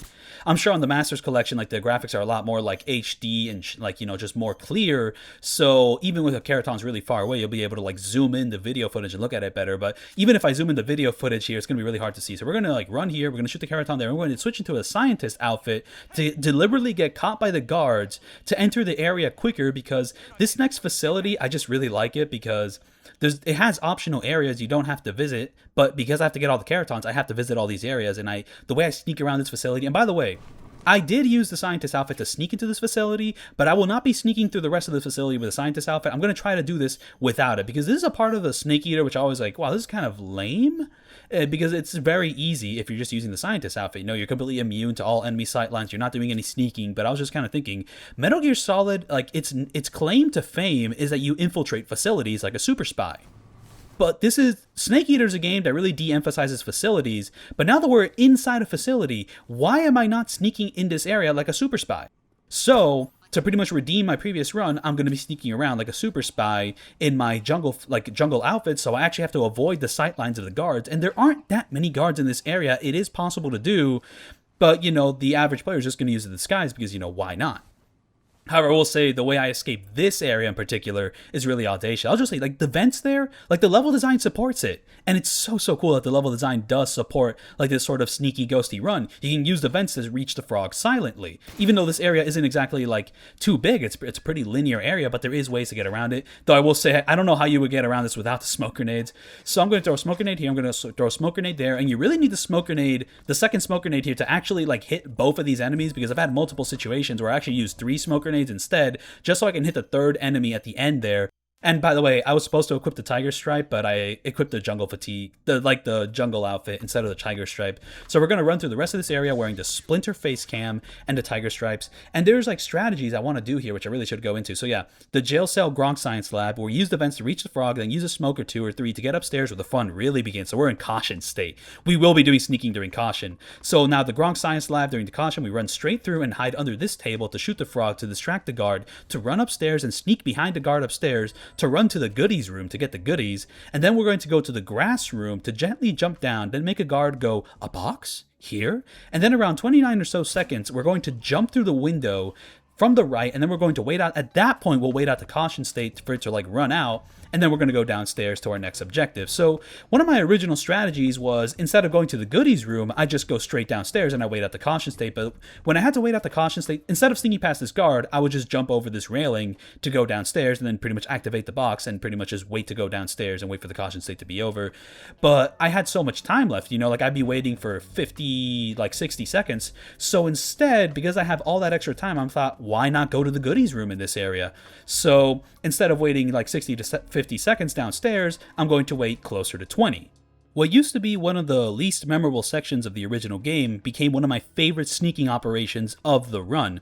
And mind you, using the scientist outfit to sneak past everyone doesn't exactly suck. It's actually like a great, like, you know, kind of pacing thing, because, you know, you just dealt with the water rooms, you just dealt with that warehouse area, that's some of the hardest areas in the game, and then you kind of get to relax a bit with a more laid-back objective with the disguise. You still have to worry about the scientist, and you can spend all your time here just going for goodies. Like, you know, it's really fun that way. But if you want that extra challenge and you want to feel like a real super spy, you can do all this cool stuff. And just jumping through this window, that is awesome, man. That is so awesome. And also, jumping through this window is important for escaping the level, because now that I broke the window, when I go downstairs and have to come back up, the window's already broken, so that when I jump through there again, I'm not going to cause a distraction this time.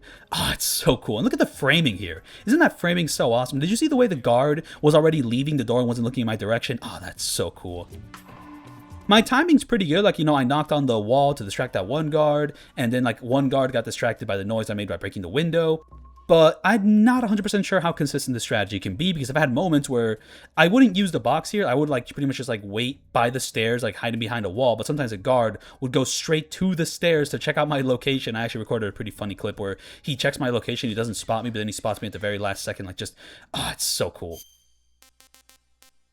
Like, this level being so cool kind of disappointed me when I reached Groznyj Grad, and like, you know, its facility is only one room. To be fair, the meat and potatoes of Groznyj Grad is more the outdoor areas, not the indoor areas. And the indoor area does have a pretty funny objective, but if you know what you're doing, it ends pretty quick. While here, if you know what you're doing, you have all this fun stuff to do. It just really capitalizes on like that espionage feel. Look at how I'm slowly sneaking past this guy, and it's not too punishing. Even though if you go in willy-nilly, you don't have a good plan, then yeah, you're going to get spotted really easily, because these are very small hallways. There's not that many places to hide, but like there is something to work out with. Though I will say, one thing which does make this area like easier, like thankfully easier than you would think, is that the box pretty much makes you completely invisible to the scientist. Like, that's the one thing, is even if you're wearing the scientist outfit, the scientist can spot you, but if you're wearing the box, the scientists never spot you. So yeah, the strategy for this area is that we're going to sneak behind the first guard, and then because, oh no, that's way up ahead. So yeah, we're going to run straight through. And what the fuck? I don't think I wrote down my strategy. Why didn't I write down my strategy? I guess it's pretty easy. You know, you just sneak past that one guy, and then you get to this point here, and we're going to pull out those magazines, which I created beforehand in the previous runs when I was shooting the froggies, and we're going to pretty much like have those like weird like cylinder things in the corner, in like the center of our screen, and we're going to throw this magazine really far because we need the green soldier to go as far right as possible so we can run with the box here, and we want to run as fast as possible with the box without that green soldier hearing us, because if he's not like that far right, he's going to be too close to us and he's going to see the box and he's going to be like, what is that? What are we doing here?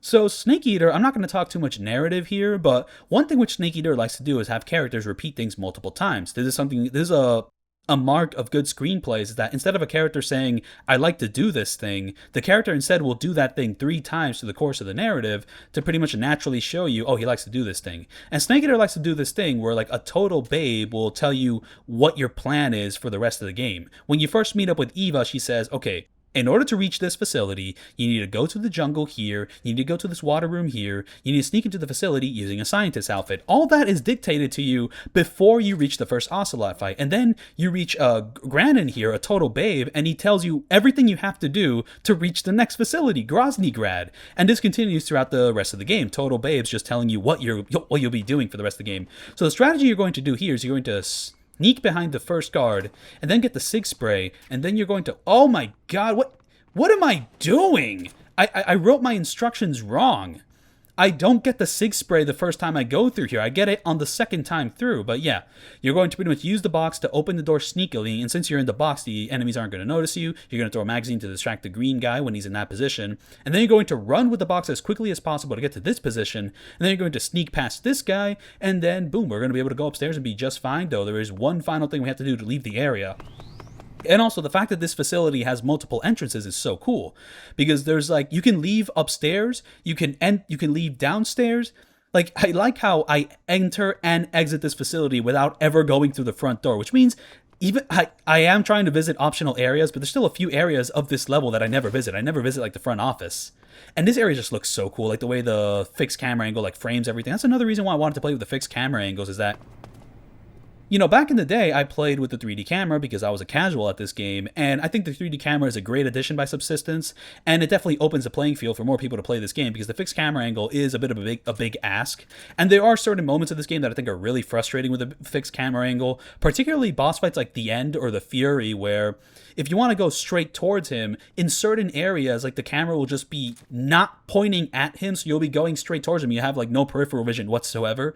Those sections get really, really annoying. So what you want to do here is you want to sneak past this one soldier, and then you want to get into the box before the soldier on the left is able to notice you, and the timing for that is really weird. I just kind of got an instinct for it, and we're just going to wait for this guy to stop looking at us, and when he does that, we're going to sneak past that guy, and then we're going to run all the way to the left to exit this level on the second floor. I just think that is so cool. Now, because there's multiple exits, you can actually create a plan to exit like creatively. Boom!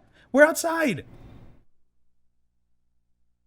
My strategies for these next areas are not very detailed, and I don't even follow them, but I'm going to tell you them anyway. So when you're exiting Gronk here, you're going to want to stay left, but watch out for 2 guards. That's all I wrote down. Like, I basically just go all the way down. There's like a guard on my right. I'm going to start crawling for a bit, and when he's like looking away at a certain point, I'm going to like run all the way to like the bottom left when I'm near the wall, and then I'm going to start crawling again, because I want to crawl to the exiting, to like the exit hole before the second guard on the right gets close enough to see me, because if you're not fast enough, that guy's pretty much just like going to be looking straight at the exit, and you're not going to be able to sneak past here. And you know, exiting this way puts you right in front of extra smoke grenades. So I use my smoke grenades when I get put into the jail, and then I recover them right here. I love routing like that. Like, just like being aware of where everything is, so you're able to like route it in an intelligent manner, is so much fun. And I like the area is designed this way, this little like toy box, sandbox thing. 'Cause, you know, you can't play it this way. There's like other ways to play it. There's like other events to go through, but this is the way I did it. It feels unique. It feels like so much fun. Is it the most optimal? It feels pretty optimal to me. I mean, I guess causing caution states isn't exactly optimal, but causing that caution state and then having that fun little thing. So that guy got a little bit distracted, and I ran all the way here just so I can avoid this guy looking at me when I exit the level, because if I don't do this fast enough, that guy's pretty much just going to be like straight here for some reason.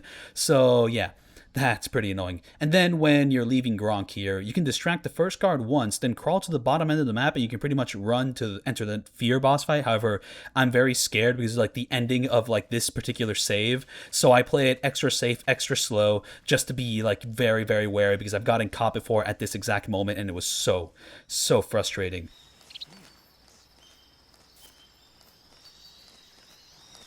I had a separate strategy for like the warehouse exterior. So I want to mention that. Like for the second water room, I thought I would tackle it by climbing up the top middle, like in between this one intersection, which would require really tight timing. And I would have to use like the two distinct distractions timed differently for the enemy on the left and the enemy on the right. But when I was like doing that strategy, at one point I just randomly got up from the water at the wrong place. And that wrong place is the one that put me like in the place to do the strategy I did in this video. So it was just really funny that I had a strategy like beforehand, but then when I was doing that strategy, I accidentally found a strategy that worked much better and I think looks cooler and uses less distractions and is also quicker. I think it was quicker, though if I did the previous strategy like, correctly, that one would probably be quicker, but it would also be like, it's just too complicated and too messy. And, when I have to wait out that caution state, it just kind of makes me impatient. I'm just kind of like, what do I do? What do I do? What do I do? So now we're at the fear. So the fear is a really easy fight if you're good at it. The only challenge of this fight is that I wanted to tackle it without using the thermal goggles just so that you can see all this beautiful greenery. And also, I guess, kind of do a skillful run where instead of looking at him with thermal goggles, I actually have to like look at his weird, like, camouflage transparent self, like really test out my eyesight instead of testing out my, look at the bright white item in a black void. So, I just wanted to make this run look a little bit prettier. And there's just not much to this guy because unlike Ocelot, he's not very reactive. I'm going to get into that later. Oh, so in the fear fight, the ammo drop for the trank is in the same place as the pistol ammo. So you have to pick up the pistol ammo first and then come back later to get more trank ammo. So if you run out of your tranquilizer darts, it's annoying because, you have to like pick up another thing, run away, then run back to that thing to pick up that thing again.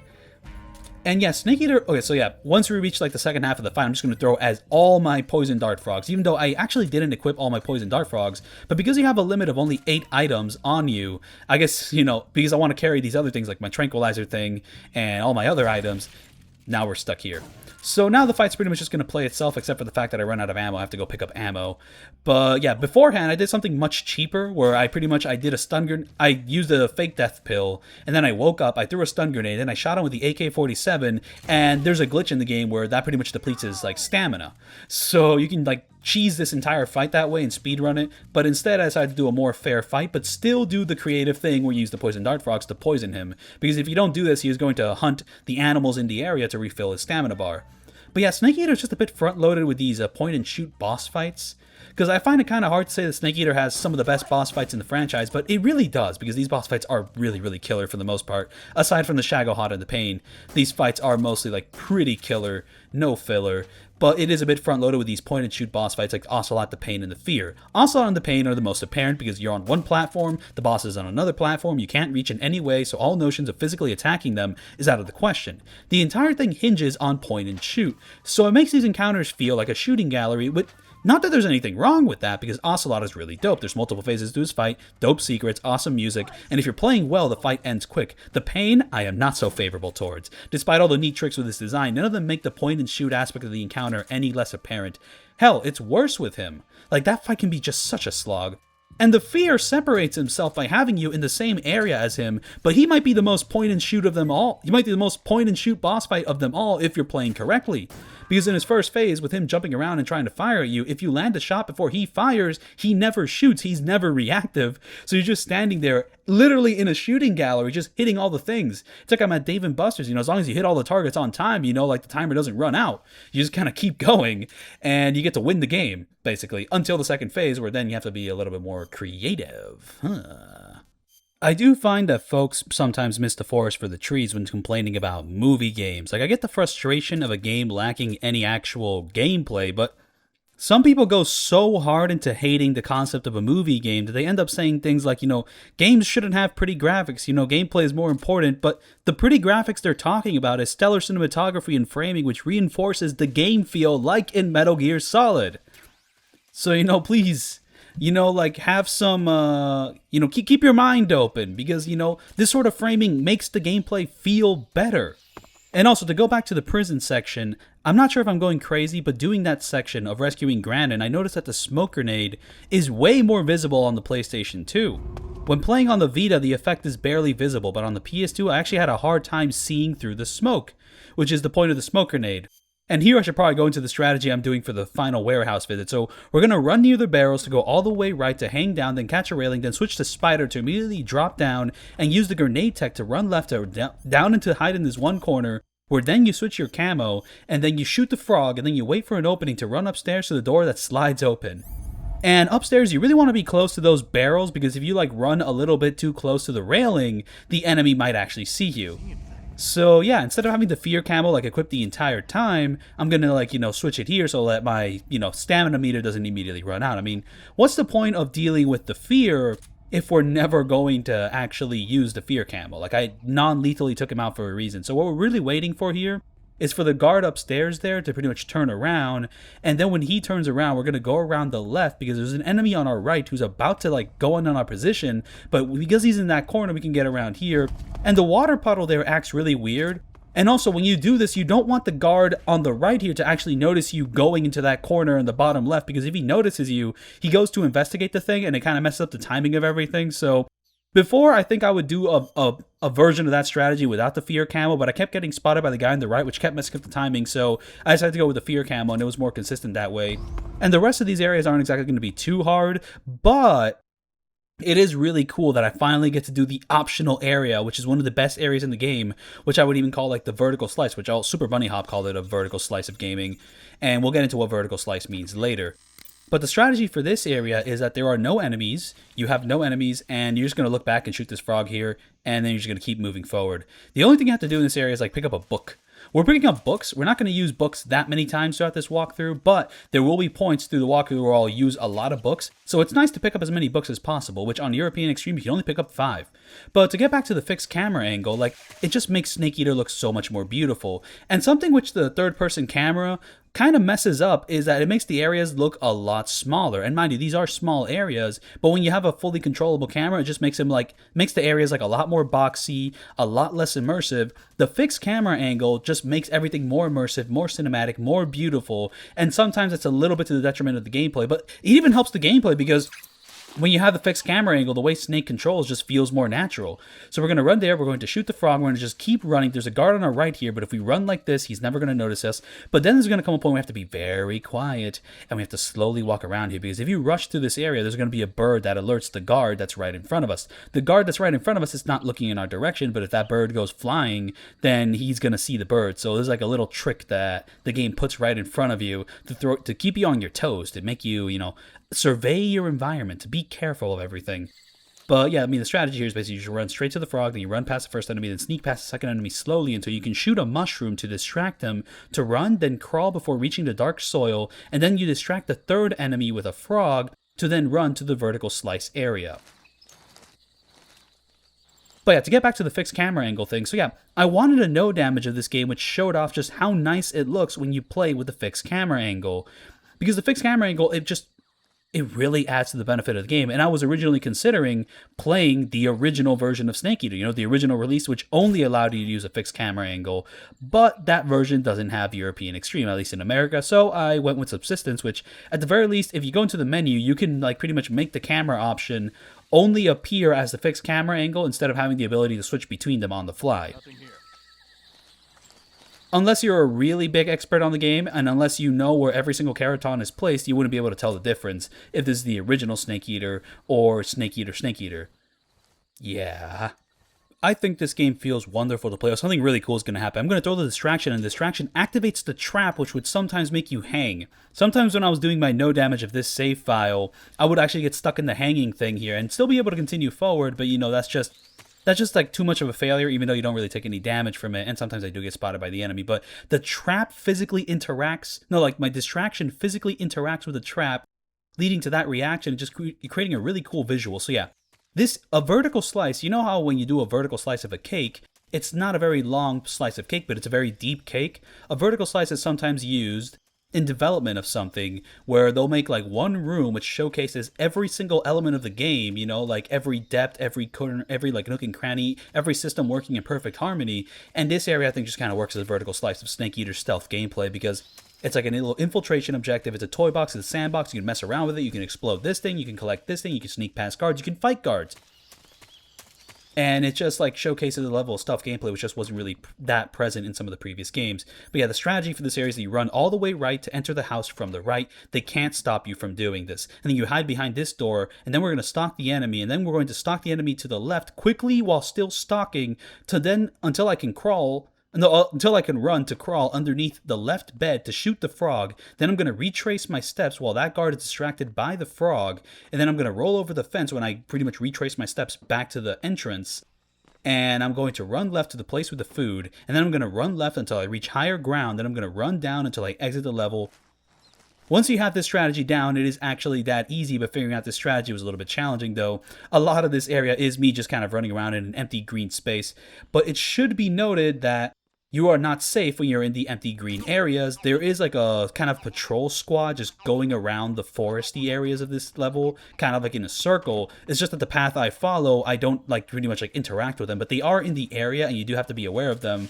It's just thankfully my route, I never have to go around them, but like just, it's so cool that I came up with like a ghosting strategy that just goes into this area like this and that. I actually have to enter the house, sneak into the house. Actually sneaking inside the house is just so cool, and having to actually exit the house, oh, I just love that sort of objective.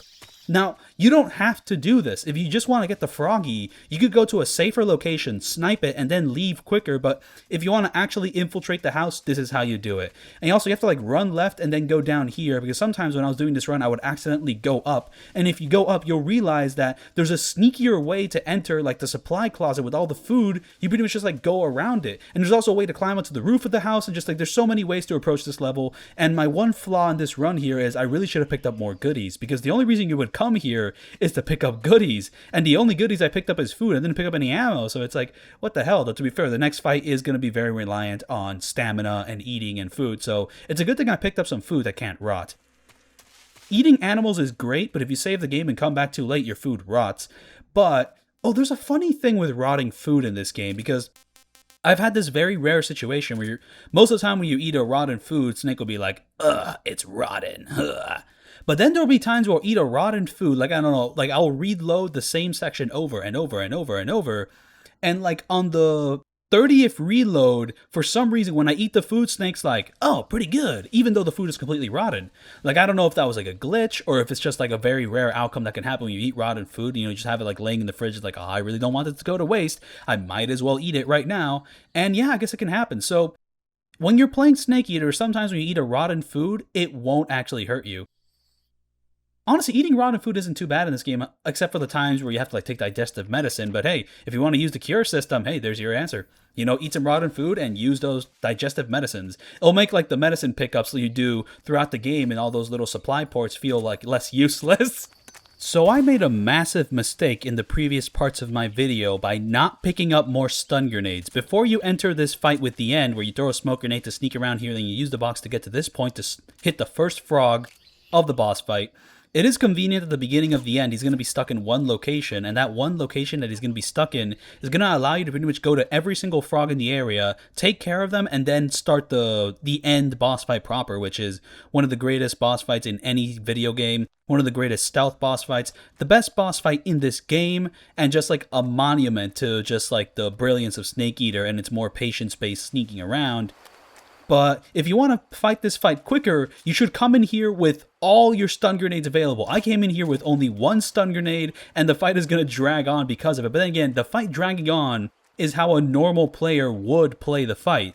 So what we're about to see is a more accurate no damage of the end compared to what I did in my previous video, where I got to chip away at more of his health bar. While here, I'm going to have to chip away at his health bar more slowly. So I did not play this like a speedrunner. I did not play this like a pro. I kind of did this fight like a total noob. And I'm just so mad about it. And I redid this fight multiple times to get faster times. But the faster times I get is not by a minute, not by 2 minutes, but by like 10 seconds.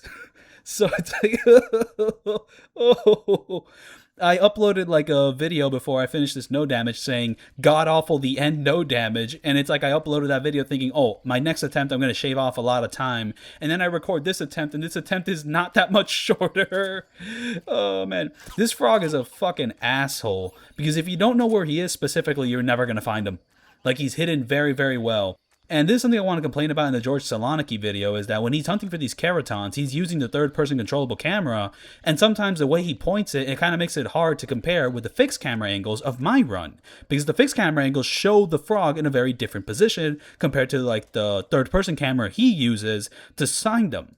So now we finally reached the end. In a normal fight, if I'm not going for all the frogs, I would have gone here a lot sooner, cutting to the north to pretty much go to the south here.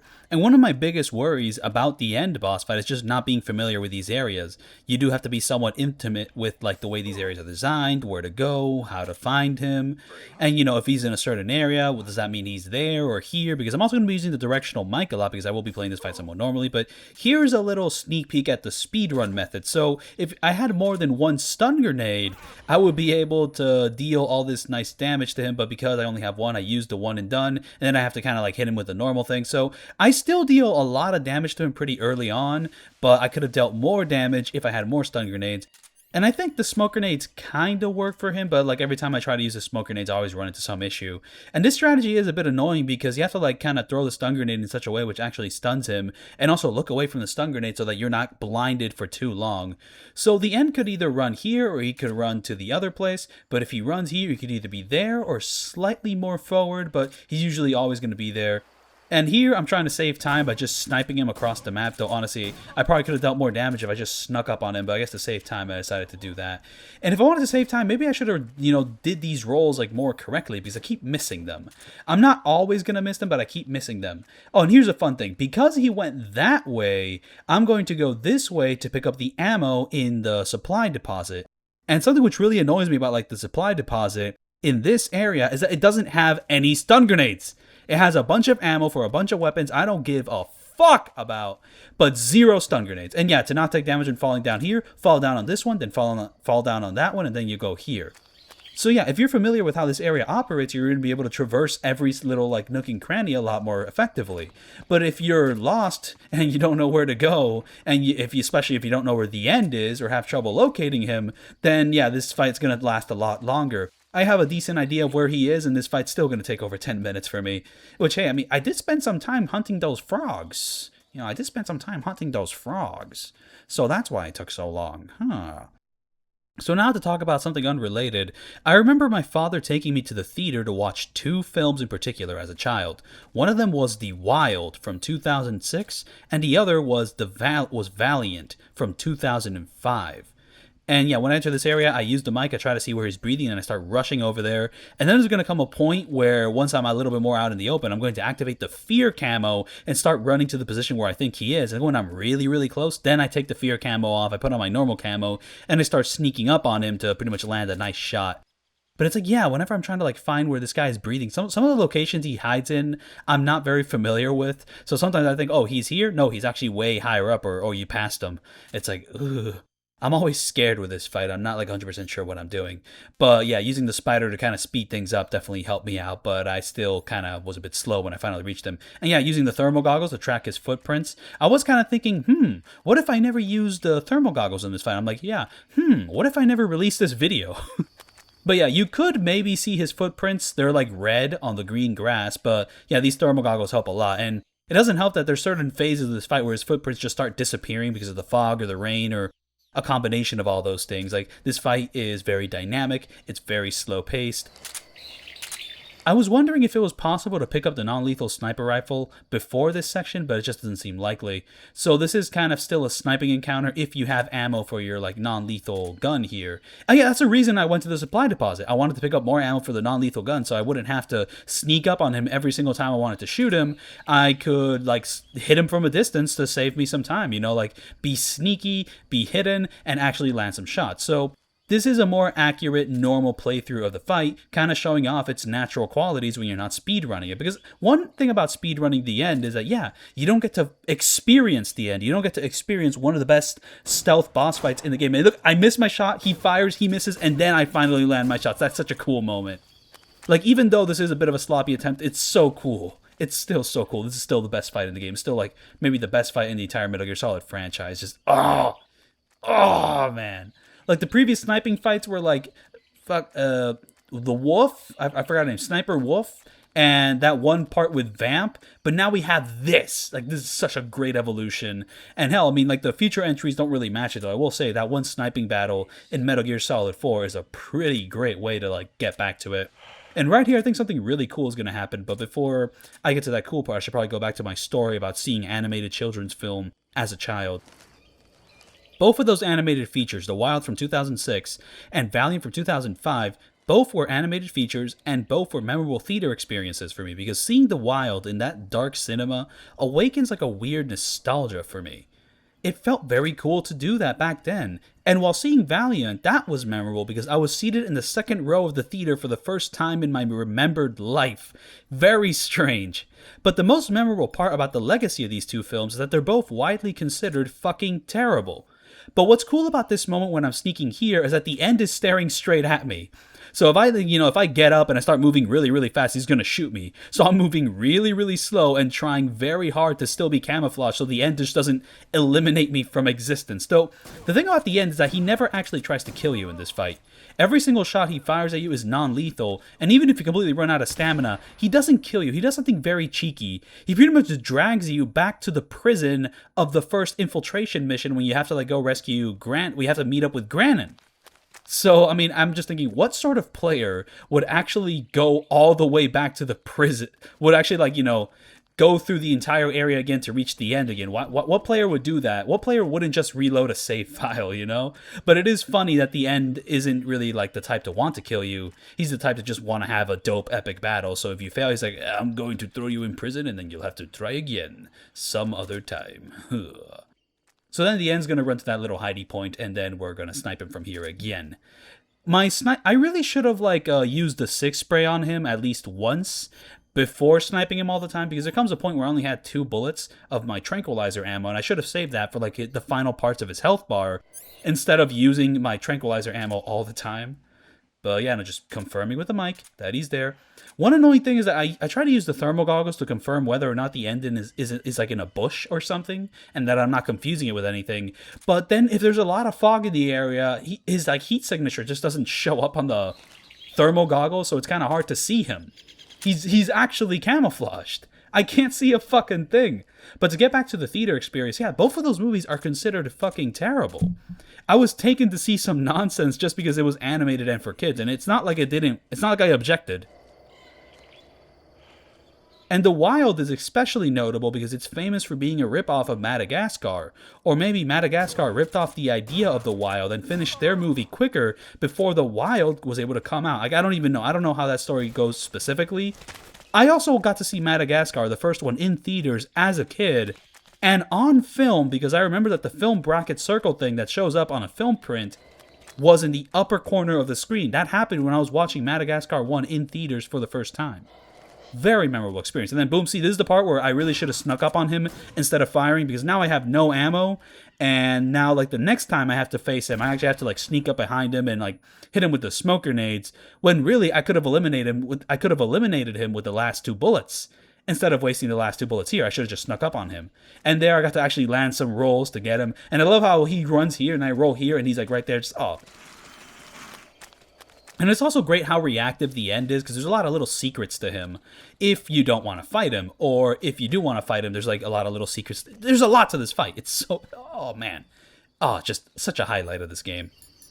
The end boss fight is incredible, but what happens if you can kill the end in one of the water rooms before he even shows up and he dies right then and there.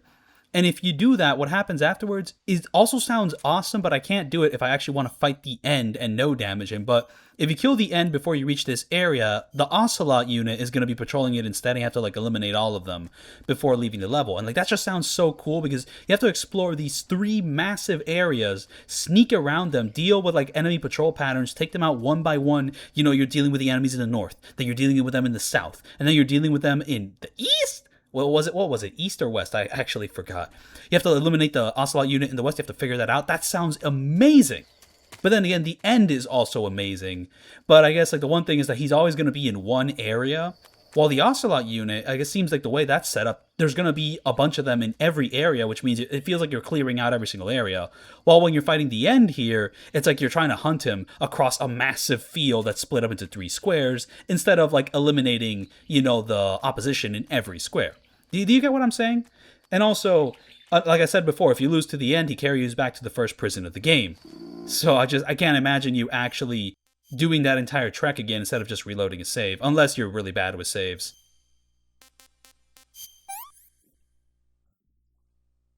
I want some more. My outline is getting really, really confusing to follow, but I'm pretty much done with this fight now. Like, all I'm going to do is I'm going to sneak up behind him, I'm going to smoke him, I'm going to climb the stairs, and we're going to go to the desert section. So there's a lot of topics I really want to bring up. Like, for example, when editing videos on my MacBook like Otacon would do in Metal Gear Solid 4, the delete key is right next to the key that zooms out my entire Adobe timeline. So I would be trying to delete like a second of a 3-hour long video. Like, for example, if I make a noise where it sounds like I'm smacking my saliva, I want to delete that second of footage out of my 3-hour long video so that my video doesn't sound so weird.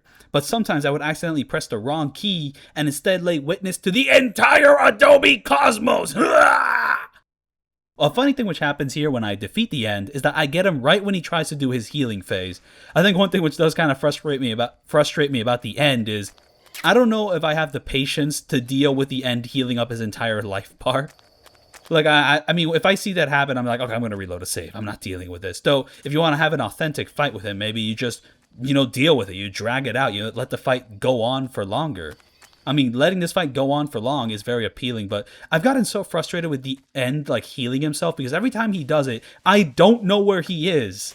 Like, I don't know the spots where he tries to heal himself. Can he just do that in any of his sniping spots? Because there's been so many moments where I point the mic in a certain direction, and like I go to that direction, and I never find him, and the end's just going, and it's like, dude, come on, man. Doing this stairs section without the fixed camera angle has got to be a tragedy. To be fair, anyone playing in the subsistence version probably has access to this fixed camera angle, so you can just do it. Because if you're using the 3D controllable camera to climb these stairs, it's just nowhere near cinematic, nowhere near as reflective, and just, it's such a dope section. And because I've played this game so many times, you see like that little black bar on the left side of the screen? It looks like a snake. It's snaking up there. It's like, oh man, it's such a beautiful image. Such a great moment. It just like after everything you've done in the game, after playing it for an hour and 49 minutes, you just spend these 3 to 4 minutes kind of reflecting on everything you did before the game kind of switches up the entire vibe to complete desert and military, and you don't go to the jungle for a very long time. Because you spent so much time in the jungle just, oh my god. The acting style in the PS2 Metal Gear Solids is very interesting because on the PS1, the facial capture is nothing. Have you seen the faces of the characters in Metal Gear Solid 1? So the cinematography and acting have to be really expressive to make up for the lack of a face. So it's just so many beautiful frames, very exaggerated. Like the cutscene with Gray Fox, it's so beautiful. Then you watch the version of Twin Snakes and it looks a lot worse, but that's another commentary for another video. But with Metal Gear Solid 2 and 3, there is a massive step up in visual fidelity, but not to the point that it fully captures the subtleties of a great actor's facial performance. So the body language of everyone is still greatly exaggerated to demonstrate character. And it really works. It is awesome, but it has also kind of aged a bit in areas. Some movements seem a bit jerky. One which really stands out to me is when Snake goes, "This can't be happening. This can't be happening." And he just kind of got this little squat going on. He just kind of shakes his head up and down really hard. This can't be happening. I'm trying to get into character. Some modern games wouldn't push the body language as much to show off some subtle, impressive facial mocap. It should be noted, even now this tech isn't fully there yet, though there have been huge leaps and bounds. I mean, Silent Hill 2 on the PS2 was like this when the cutscenes were in engine. They would focus more on body language than facial expressions. But Silent Hill 2 also has these hand-animated cutscenes. Some of them used more subtle facial tics, like an eye twitching, and that was all added in, like hand-animated, and it looks incredible. Though the lighting in those scenes still look a little bit dated, but like those cutscenes I think are also very timeless, just like, The remake of Silent Hill 2 really pushed on facial expressions, so some scenes like the body language, framing, and staging isn't as interesting, but the facial capture is more detailed and some of the actors are giving really great performances. Though, in my opinion, nothing's going to beat the original Silent Hill 2. The remake was neat, but it was unnecessary. I don't have a solid strategy for this area. I basically just run with the box all the way to the left until we reach that one guy on the left. When he turns around, just start crawling. And then when he turns around again, run with the box until you reach the point where a guard says, huh, I see something, and then just crawl for the rest of the way. And that's how I deal with this area. I never actually wrote it down, though. I will say crawling past this guy like right in front of him, I'm doing like the stalking crawling, and not being seen by him is really, really cool. Another thing you have to watch out here is for not get bit by the scorpions. I'm going to do a funny thing here where like I really go to the left, like I'm like really going to the left because I know there's a scorpion like nearby there. If I just go straight, I'm going to get stung by him. So yeah, I'm just going to go forward, and then there's going to come a point where I'm going to snipe the froggy, and it's a bit of a weird snipe, so I think I confirm it with either my mic. Yeah, I confirm it with the mic. And that's that. The next couple areas I have more defined strategies. Yeah, no, shout out to Maxwell Painwell. I still need a no damage max pain. It will happen. Someday. In Dr. No, the scene of James Bond sneaking through the vents at the very end of the film has this great shot which is kind of similar to the latter scene, like just a giant descent. Very cool, beautiful framing, and a highlight of a movie that for the most part is a borderline vacation film. In Dr. No, the first James Bond movie, the scene with the most tension is him versus a tarantula, which all in this game, tarantulas can be pretty nasty. Don't step on tarantulas, don't step on spiders, don't step on scorpions, don't let the snakes bite you. There's a lot you gotta watch out for.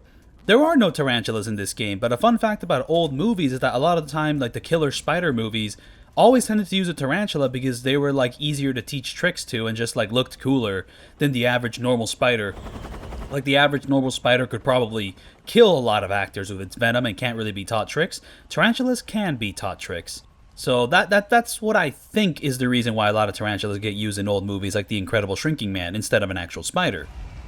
So anyways, the strategy for this area is you're going to distract the guy in the beginning, who's all the way up there, then you're going to wait for him to go down, and you don't go into the tunnel to get past this guy because you don't have to. You can run straight to the second guy and press up against the wall to sneak past him, allowing you to run by the third guard upstairs to pass by then if you want to wait to run by the fourth guard to climb and move on to the final area.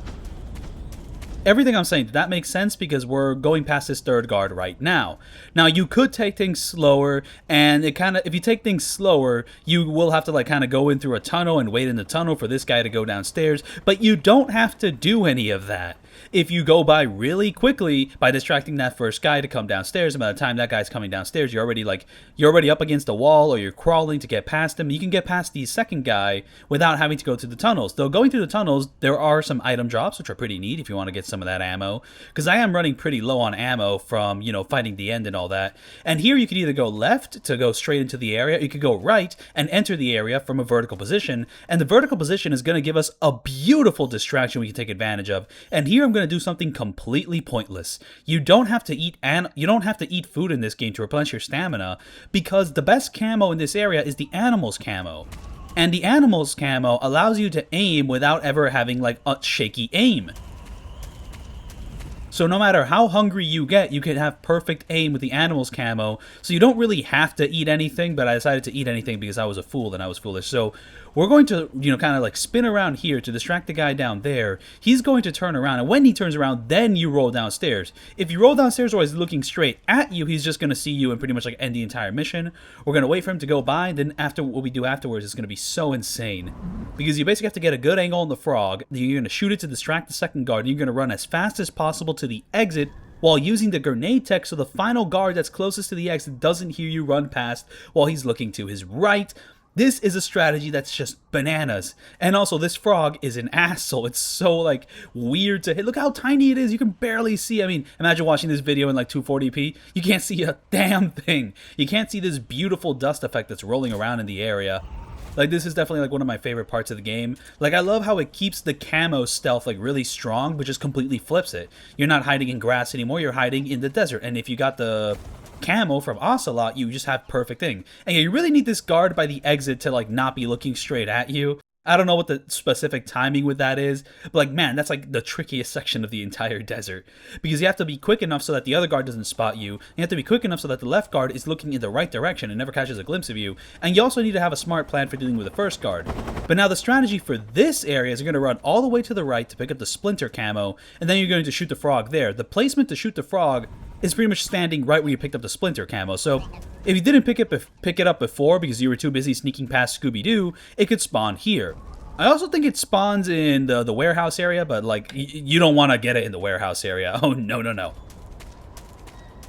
And then after you do that, you're pretty much going to run into here. And how you get past that guard that's like nearby is a little bit random. Like, I mean, I crawl a little bit, I run a little bit, but I don't have like a fully solid strategy. But you're going to want to enter this thing, and you're going to want to be a bit careful exiting out of this thing. You know, like do the stalking thing, because there is like an enemy on your left. There's also the enemy up above. And now we're going to spend the rest of this level basically going really slowly in these tunnels. So this area, I like it because there's multiple ways to tackle it. I'm a little worried that the way I tackle it is a little bit boring because I basically follow the key path to victory. But it's just so cool that I figured out that this is the key path to victory, and I got to ghost it and not knock anyone out because, you know, you could get caught by so many different angles. There's guards upstairs, there's these guards downstairs, and there's the helicopter, which does nothing. All the helicopter does in this level is provide the soundtrack. I'm glad it's here, because if it's not here, it's going to get replaced by the flying enemies, and I think those guys actually do kind of mess things up a bit.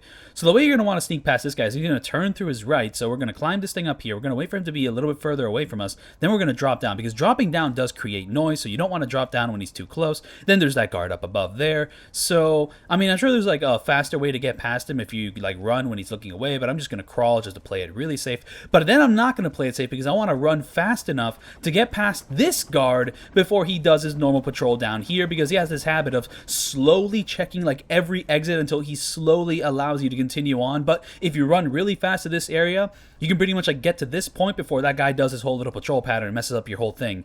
Because my original strategy basically relied on waiting that guy out, and you had to like stay in a very specific corner. But if you just run straight ahead as fast as possible, the way I did it, you can avoid all that nonsense. And here, this is basically the path to victory. We pretty much like solved the level, but you could maybe get caught by the guy back, like behind us. Like I get really scared. I start running, and then like somebody says, "Oh, who's there?" And I'm like, and then I just like I panicked. I did like a panic roll. Oh yeah, I was saying that I think this game controls beautifully, but there's like some design quirks that you need to account for. Like number one, some players might be like, getting into crawl position is so clunky and weird, but the way you do it is if you're standing and you hold down the stance button while not moving, you'll immediately go down into lying instead of going down into crouching. Same thing if you want to go from like, crawling all the way to immediately standing, just hold down the button and it'll happen there. Another way you can do it is by double pressing, but if you feel like double presses aren't consistent enough, just hold down the button until Snake automatically gets up. And yeah, you do have to be careful that you're not moving, because if you're moving, you'll do a roll. But you can do a roll into a crawling position, and I think that's like one of the best moves in the game. It's so nice. I think the way the Phantom Pain adapted it is really cool, though. I will say that we have like an automatic, like just go into prone mode. The dive. So for the final area, we're not going to do anything too crazy, though I will say you will have to pick up the frog here and the frog in Eva's Airbnb. So I was really worried about getting the sniper, the lethal one, so I can shoot this frog. But you don't need to get it. You could probably land a shot on that frog with the non-lethal sniper rifle after defeating the end, non-lethally of course. It's easier to hit it with the lethal sniper rifle, so we might as well pick it up there.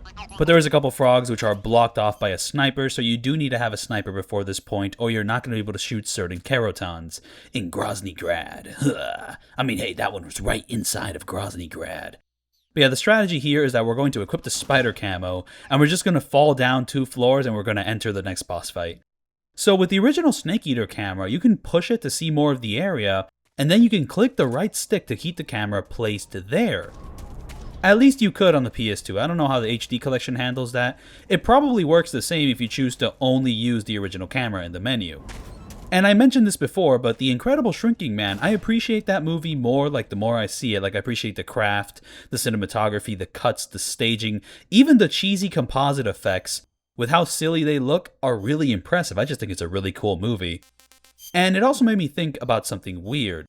If most movies around that time are PG, and if a lot of them are adapting books, was there a vocal outcry from the people that actually read the books that the movies are for pussies? Like in some cases, the books have edgier material that don't make it into the film. This doesn't necessarily make the film bad, but think about today's climate. If any news came out that something got censored from the original tale, there would be a huge uproar, right? It was a different time back then, but I feel like those kind of fans still existed in some capacity. The type of fans to say that film is an art form for babies, while the books are tackling like actual mature, edgy subject matter. But yeah. What I'm saying is that they removed the child molester section in the film adaptation of The Incredible Shrinking Man, so be wary of that when you go read that book. Snake Eater has a decent variety of enemy types, but you're either not going to run into them if you're sneaking well, or they're underutilized like the flamethrower guys who just walked past and I didn't mention. Not only do they only appear in that one room, that room is one of the quickest to solve in the whole game, and like they look so cool, like the white mask is incredible, but you barely hang out with them.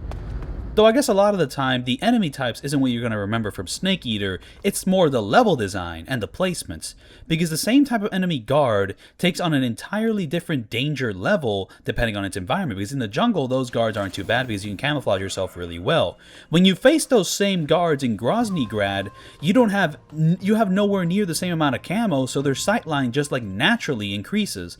So we're going to start this fight off by running to this corner and hitting that frog there, and I gotta say, I think the red railings of the Groznyj Grad underground tunnel look really cool. I just like with how bright red they are. I think they stand out really nicely, though the redness of those areas isn't really going to be apparent when I'm going to use the thermal goggles for this entire fight. And I just saw the fire building up there and I did it like an immediate dodge. But the way we're going to play this, it's going to be very quick, but also it's going to be very random, because this fight can kind of like flip the script on you. So we're going to hunt him down. We're going to land 3 sniper shots just by sniping him across the map like that, boom, boom, boom, with the quick reloads. And then we're going to run to the right corner and we're going to crouch and stay there and then hope for the best. Hope that he shows up in a convenient place where I can actually land another shot. And if I can't, the fight's over and we just reload.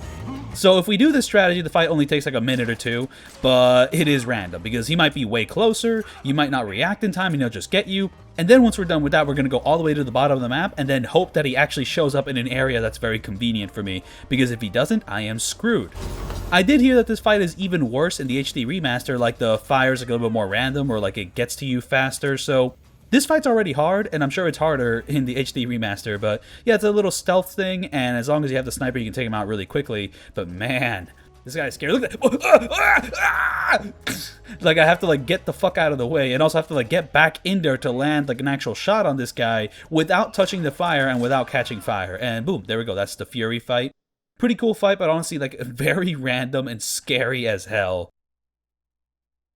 But it is a nice addition to the Vulcan Raven hide around like hallways and like, you know, take down this guy stealthily, like boss variety. Okay, so if I took this guy down like non-lethally, where's the fire camo? Like, did I have to like crawl under something to get it? I mean, it's not like I really have any use for it since I'm...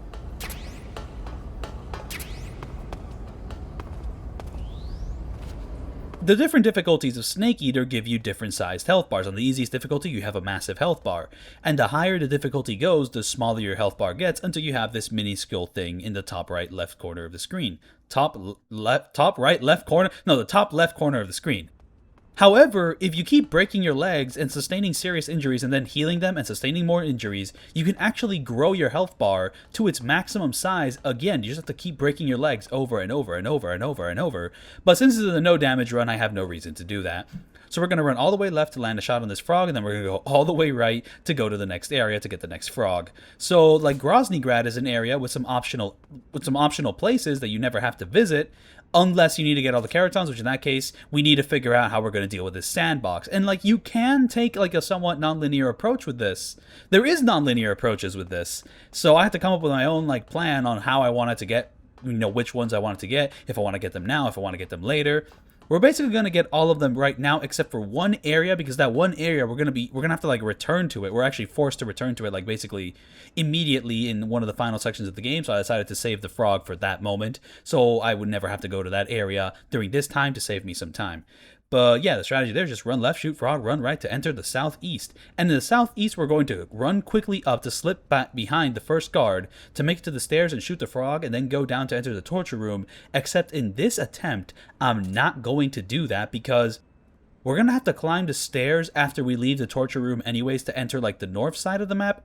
So why not just shoot the frog then and there, instead of shooting it now. Let's like not waste any time here. Let's just go straight to the torture room after we slip past that one guy. And yeah, it's so weird entering the torture room before you actually get sent there as part of the prison escape sequence. You can just go to this area and just like get any goodies you want, get the camera. And yeah, we're just going to, and the strategy is very strange. We're going to run, then we're going to sneak, and then we're going to try to open this door, and we can't because the guard is right in front of it. But then he's going to be far away enough where we can actually push it. But beforehand, he was too close to it, but because we were pushing it softly, he doesn't notice anything. So we're going to shoot that frog, we're going to distract the guard there, and then we're going to run down here before the other guard notices us. And it's like, it's such a weird strategy. And then after that, we're going to pretty much wait for the guard on the right to turn. Then we're going to shadow him until we can climb the stairs. Then we're going to run forward. We're going to pick up a book, but then we're going to run forward to roll off a roof to enter a ground vent into the northeast in a way that gets you to the frog immediately for the next area. And yeah, this place like has a lot of different entrances. Like there's 3 different ways to enter the northeast. And when I was running this, I did the first 2 wrong ways first and only found out the right way by accident. Now, what is the right way? The right way is the one that sends you through the vent, which has the frog, because the frog placement in the northeast is kind of asinine. Because I don't like going through the vent. The vent wastes time, and it's there for players who are scared of actually trying to like sneak past the game. But if I want to get that frog in any like time efficient manner, I might as well go through the vent, because if you don't enter the vent from this area to enter the northeast here, what you're gonna have to do is that if you enter the northeast, you're gonna have to go all the way to the top of the map, enter the vent there, basically crawl nearly to like the entrance of this area just to shoot the frog down there, and then crawl all the way up again. Like, you know, the amount of back and forth you're gonna have to do is really insane. So you might as well just enter the vent from this part of the map instead of entering it from the other part of the map, or going through any of the other entrances. Like I went to the front door, I went through like a little opening in the ground, but no, this is the one you have to go through if you want to get all the Kerotans and go by really quickly. And also going this way gives me a pretty good strategy to enter like the Groznyj Grad lab in a pretty efficient manner. This is a cool little complex. I do think it lacks a bit of aura compared to some of the previous games like Shadow Moses, the tanker, the plant. But then again, Groznyj Grad is not the entirety of Snake Eater, but it is kind of like the big main infiltration facility of Snake Eater. So I guess I'm kind of disappointed that like there's not that many floors once you finally enter the lab. Though the lab does have some fun sneaking challenges and puzzles. The C3 challenge is pretty fun. And the way this game constantly reuses this area in new contexts with new enemy placements, and just like the way you learn it inside out, and like the fast travel things you can do, there's a lot of fun ways to sneak around here. There's a lot of fun things to do. This vent takes way too fucking long, but hey, it's the way you get the frog and do the other stuff. However, I do think some speedrunners, they actually get this frog, and then they backtrack back to the southeast. They get up and they go through the front door because that's faster. But you know what? I'm not going to take that risk. I'm just going to crawl through the entire vent. Hey, Metal Gear Solid 1 flashbacks. Let's eat some food. So, but the strategy once we're done crawling through this vent here is that I'm going to shoot the frog and crawl, and then I'm going to get up and slowly collect all the food in the pantry. But I don't really think there's much reason to do that, because once we are done with the Groznyj Grad section, we're going to get kidnapped and tortured, and we're going to get all our food taken away from us, and we're never going to get it back. So there's actually zero reason to get the food in the pantry here. But hey, I decided to do it just because I see a pantry, I see that you can get food. How do you get it? While being sneaky. And you're going to want to do stalking here, because if you run like at full speed, the guard around the building is actually going to hear you and try to investigate. I got caught multiple times by that guy on the right there. But once we get all the food and we get out of the building, we just start running straight down here. We wait for this light to not be on top of those like black squares, and then we're going to pretty much take cover. We're going to get eyes on the guard over there, and once he's like turning away from us, we're going to run down there as fast as possible. We're going to pretty much hug the wall here, because we can climb over this square to pretty much like get past him once he starts walking that way if you're fast enough. And that's how we enter the building. Beautiful, beautiful stuff. I love that. I love that I came up with that. But now the strategy for the Grad Lab. We are going to run right and go upstairs and place a book near the entrance of the stairs. Then we're going to run until the stairs border, and we're going to wait to slip by this one guard who will eventually be distracted by the book. And then we're going to enter the science room with a box equipped and stay in front of the doorway where Rykov will turn into your box. You can knock him out after he's done checking out your box, and we can show off how OP the box is then. However, I'm actually going to do a different strategy, because Doing that was really funny, and I got to show off like how overpowered the box is, because even if an enemy checks it, you can just get out of the box and knock them out. But enemies downstairs kept catching me off guard. Like, I know this area is a little inconsistent, especially with the sight lines of the guy downstairs and the sight lines of the scientist. So what I found out was more consistent for me is I'm also going to place a second book here, which is going to slightly like distract Rykov. You see, that book is porn, and Rykov has the most normal reaction to it. The other guards, they just stay there drooling like a bunch of gooners. Rykov just looks at it and goes, "Oh, haha, those women are attractive. Nice." And then he just goes on about his day. But that slight distraction gives you the time to knock him out and carry him over. And if you're lucky, no guards will notice you. I have this weird thing where like a caution state will happen, because I don't know exactly what guard notices what thing. They don't exactly see Rykov knocked out, because if they did, they'd see me and that it would be automatic game over. They would see like something else, and then like a caution state would happen. Though once you get Rykov to this locker room and pretty much like take his clothes, the caution state goes away. But it's weird that the caution state starts at all. Like, was there some protocol that, like, I broke by knocking the guy out and carrying him over? Did he see a soldier getting distracted by a book? Like, I don't know exactly what causes that. And now, there's gonna be no... Okay, so now we need to get the frog in this area, which is, thankfully, over here. Kero, kero. I don't know how to copy that noise. But yeah, that's the strategy for the lab, and now we're done with that. I want to talk about From Russia with Love, because From Russia with Love is the James Bond film I see the most similarities in Snake Eater so far. This film also locks in on the spy feel more than Dr. No, much more focused. Little things like the water catacombs section, that kind of reminds me of the water rooms in this game. The great James Bond opens to escape reminds me of the great I open to sneak behind the Ocelot unit. And even the lab that James infiltrates in that movie reminds me of the labs I went through in Snake Eater, including this one. Hell, the way the blonde guy and James Bond fight in the train reminds me of how Snake and Ocelot, also a blonde guy, fight at the end. It's kind of cool, but also looks goofy as hell. How do you do this section? Oh, you just shoot it, because the guards there are morons. Look, you just shoot it, like, you know, full blast, you know, no suppression, and then you just automatically change to the outfit and everything's all good and dandy. Their sightline is terrible, but when I saw this Kerotan in George Soloniki's video, I'm like, how am I going to ghost this? Am I going to have to actually knock these guys out? Am I going to have to break my ghost run? And I was like, oh, maybe if I throw a smoke grenade, I can distract them. So I did the smoke grenade strategy, and that did work. But now that I'm returning to this game and I did so many attempts at this level, I just shot it and I didn't do anything. And the guards didn't do a dang thing. Like, it's so easy. It's so easy. Who would have thought that would work? Who would have thought? Now I'm going to get back to talking about From Russia with Love, where there's a section of the movie where James Bond visits a camp with Romani people, except they don't call it a camp with Romani people. They use the slur for the Romani people to refer to the camp. And yeah, from my understanding, that particular word is a slur for the Romani people. I'm not going to say the word, but I'm going to put it on screen at some point. It's a shame that basically every single cartoon on the planet has used it. Like, a pony from the original My Little Pony takes the slur as their full government name. Like, all that was deemed A-OK for kids. You know, they come back to school on Monday having seen their favorite cartoon on Saturday and spend the rest of the week in detention because they started spouting out what they saw from Ben 10. I also want to note From Russia with Love is rated PG, but it also should have been noted PG-13 did not exist back then. Phantom of the Paradise, directed by Brian De Palma, was also rated PG. That movie has the main lead get half of their face brutally disfigured, along with themes of suicide throughout, among other notable extremes. And I do think that one of the characters in the first 5 minutes calls somebody a whore. So all that, I guess, was A-OK for a PG movie back then, but doing a bit more research, I do think the film was quickly rated R, like 10 days after it was released. And that film is fantastic, by the way. Phantom of the Paradise by Brian De Palma is one of his best films. The music's incredible. It's a very campy musical. It's got great sense of tragedy, comedy. It looks gorgeous. Absolutely watch it. I think it's quickly become one of my all-time favorite movies.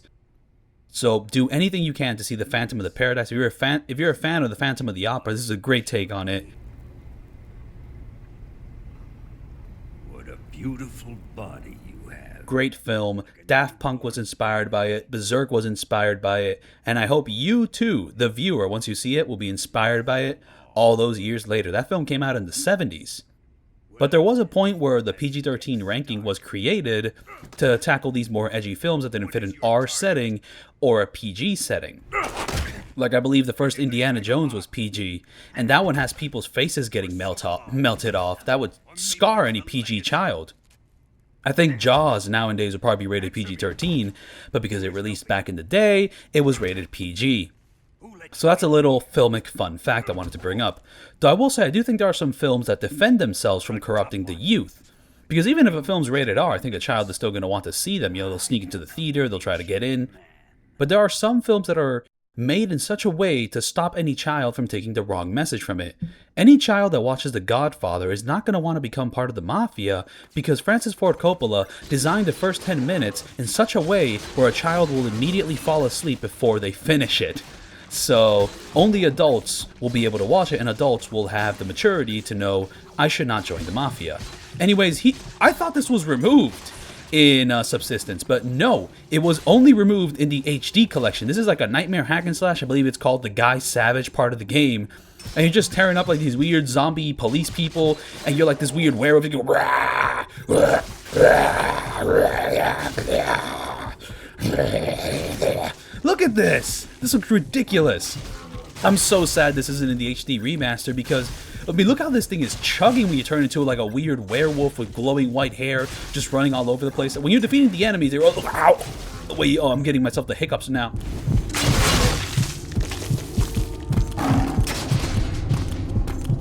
Smooth frame rate. We can destroy all these little crates. But yeah, the Subsistence version on PS2 does not remove this. So not only does no damage get to be done with the original Snake Eater camera, not only do I get to do a ghost run, not only do I get to do Kerotans, not only do I get to no damage every single part of the game correctly, instead of assuming that it was impossible to no damage, I also get to no damage this hack and slash. That's part of the reason why I wanted to no damage the original Snake Eater, not Subsistence, because I thought this was gone, but no. By the way, remember that button combo that makes you automatically quit the game? It doesn't work here, so if you get clipped during this section, you kind of have to like reset your PS2 or wait for this to be over to exit the game. It's not like you can die here. You don't really have a health bar from what I understand. So this section does kind of waste my time.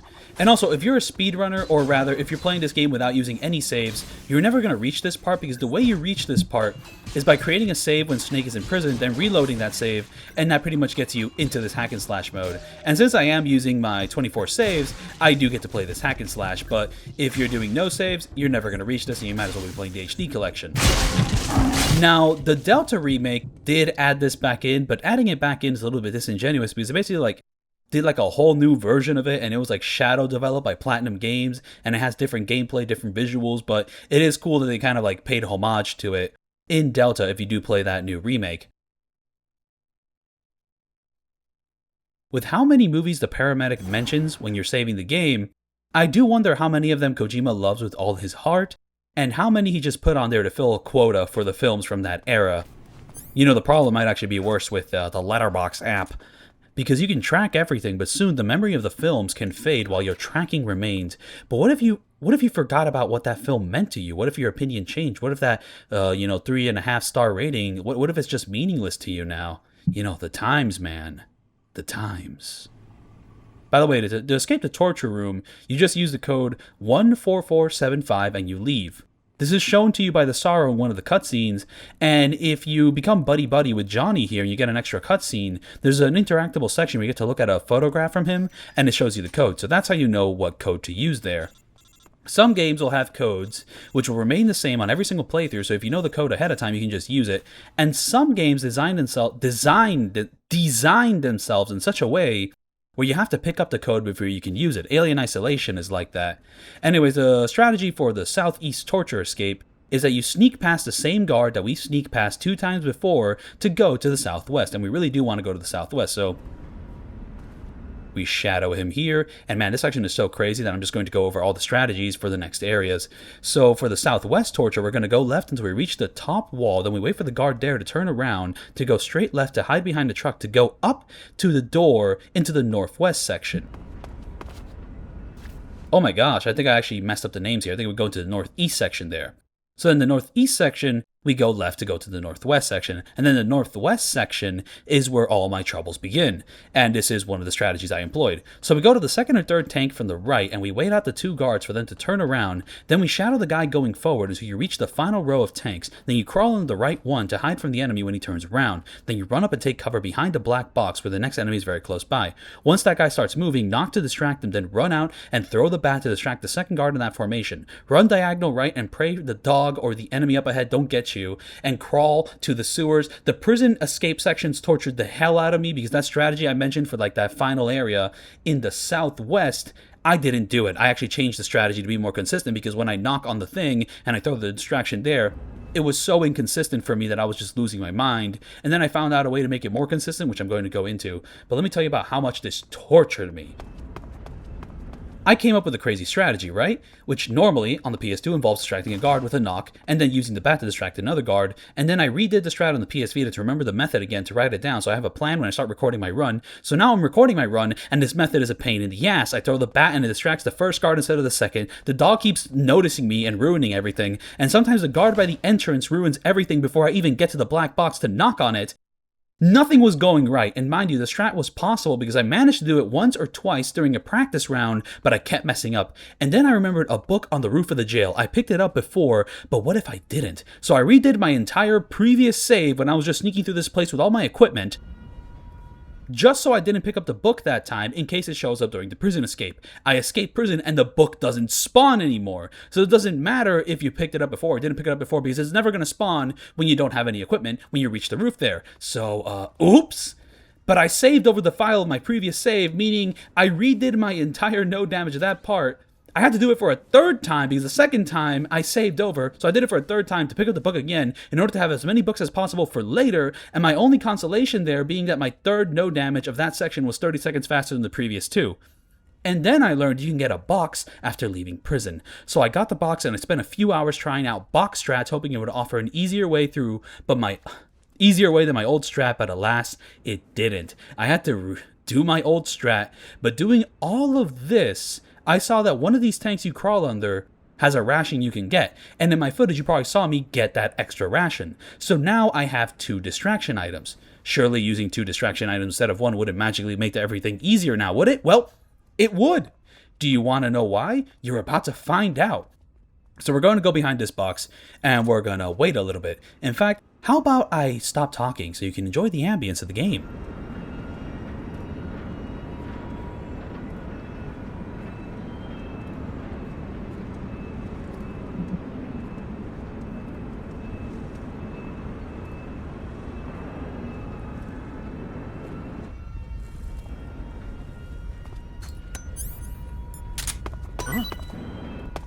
What was that noise? Did you notice the difference? Did you see what happens? The dog gets distracted by the first distraction you get. It runs over to eat that food, and that gives me the opening I need to get past this section. Let me tell you, that second distraction item is so annoying because you really need it to distract the second guard, not the first guard. And not only do you need to distract the second guard, you need to make sure that you threw the distraction in such a way where the guard looks away from you and not to the right so that that second guard doesn't catch you getting to this area. And there's also this guard up here, which if you run too fast, he could catch you. But once you're in the sewers, you're basically fine, except the way I routed my saves, I have to do all of this in one take, and I have to no damage the Sorrow fight, which I just find a little bit inconsistent. But at the very least, in the sewers is kind of a breather part before, the tragedy of everything. But there's been a couple times where I successfully did this, and then I get clipped during the Sorrow because I don't have a consistent strategy on how to no damage that part. And it's like, oh my goodness. And yes, you're going to want to pick up the bullets here in order to get a frog in the pretty forest section. And by the way, you may have noticed, hey, Mr. Ofmyseat, my seat, why did you not remove the tracker, which makes the Ocelot unit spawn in the forest section that's coming up? Well, because I actually want to sneak past the Ocelot unit when it shows up. I like those encounters, and it kind of makes that area like a fun sneaking challenge. And before, I didn't do it because I removed the tracker ahead of time. But now I'm like, I want to know how to sneak past it and ghost. And I found out it's pretty easy once you have a good strat. So yeah, and now we're here, and I don't really know what to talk about because all my future notes are about the next save. Maybe I might actually just skip ahead and read some of the things, but I will mention that when you're fighting the Sorrow, you're going to hear a lot of scary noises. I think I heard some of those scary noises during his intro cutscene, but some of the scary noises, I think I hear like monkeys in the background, and I'm just kind of thinking, you never get to eat a monkey in this game. It's not an animal you encounter. You can't kill him, you can't shoot him, except, wait a minute. If you're playing it on the original PS2, you have access to the ape escape missions. You can't kill the apes, you have to capture them non-lethally. As a time trial sort of thing, and I did no damage all those things. And I want to bring up Ape Escape because in the first lab you infiltrate, the one where you jump through the window, the reason that I learned that you can jump through that window is because I did it during the Ape Escape level, which takes place inside of that area. So now that I'm returning to this game and doing like the normal campaign, I get to employ that same strategy for a normal run, and it was really fun because getting to jump through that window is one of the coolest parts of that level design.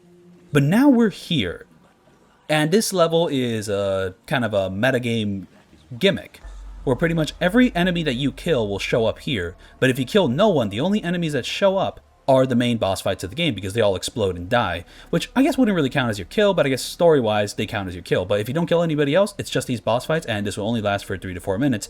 But if you killed a lot of enemies, it could last longer. It could last 10 minutes, 20 minutes, so on and so forth. But yeah, there's not much to do here. Basically, the star will sometimes shoot these psychic attacks at you, and there's like a sound cue for it. He goes like, he grunts, and then it goes, Pew! You kind of go from one side of the river to the other. But what I find inconsistent is how to dodge the ghosts of the boss fights here, because I kind of like duke them out a bit, you know, I make them walk a little bit forward, then I go to the other side. But that doesn't always work for me, because sometimes what I really want these guys to do is to do like a big flip and stand in place. Like the fear here, sometimes he'll just like go upside down and then he'll be stopped for a minute, and that's a good time to get past him. But here, I just kind of duke them out, and he keeps chasing me. He keeps chasing me. He doesn't slow down. Why is he still chasing me? I'm going forward. Why are you still chasing me? Why are you still chasing me? So I've had a lot of times where the enemies just kind of keep chasing me, or cut through like diagonally to get me, and then they clip me, because if you come in contact with them, that's how you take damage. But really, this is a very easy section. And you can actually speedrun this section by just killing yourself. If you go into the river, you're not allowed to swim forward, you get stuck in place, but you can basically just drown yourself to die. In fact, some speedrunners in the desert section, like the part with the frog, we have to like shoot it, and they have to use the grenade tech to run past the one guy who's guarding the entrance. One of those one of those little houses, one of those little supply deposits, I don't even know if supply deposit is the right word, but one of those little areas has the RPG. You can get that early. It's kind of funny that you can get the RPG early, but once you reach like the railgun section later on, the game just automatically gives you the RPG because it designed all future encounters with the RPG. It gives you the sniper for free, it gives you the RPG for free if you didn't pick them up before. But some speedrunners, they pick up the RPG specifically to kill themselves faster in this section, because blowing yourself up with rockets is faster than drowning yourself. Now, isn't that a fun bit of gameplay knowledge? I think I'll use this time to talk about the Hays Code for a little while. So, the Hays Code was a set of guidelines which affected films around the 1930s through to the early 1960s, where it was abandoned moving forward. A lot of the Hays Code revolved around do's or don'ts created by the MPPDA in 1927. Things you can do in movies, things you can't do in movies. So for example, here's a list of the don'ts. We have things like point of profanity, like either title or lip. This includes the words God, Lord, Jesus Christ, unless they be used reverently in connection with the proper religious ceremonies. Hell, son of a bitch, damn, God, and any other profane or vulgar expression, however it may be spelled. Any suggestive nudity, the illegal traffic in drugs, scenes of actual childbirth, in fact or in silhouette, child sex organs. So yeah, the Holy Mountain by Alejandro Jodorowsky ain't passing that fucking code. Ridicule of the clergy, willingness offense to any nation, race, or creed. And that's not getting into things the code says to be careful about, like for example, the use of the national flag. International relationships. Avoid picturizing in an unfavorable light another country's religion, history, institutions, prominent people, and citizenship. Religion and religious ceremonies. Arson, the use of firearms, theft, robbery, safecracking, and dynamiting of trains, mines, buildings, etc., having in mind the effect which a too detailed description of these may have upon the moron.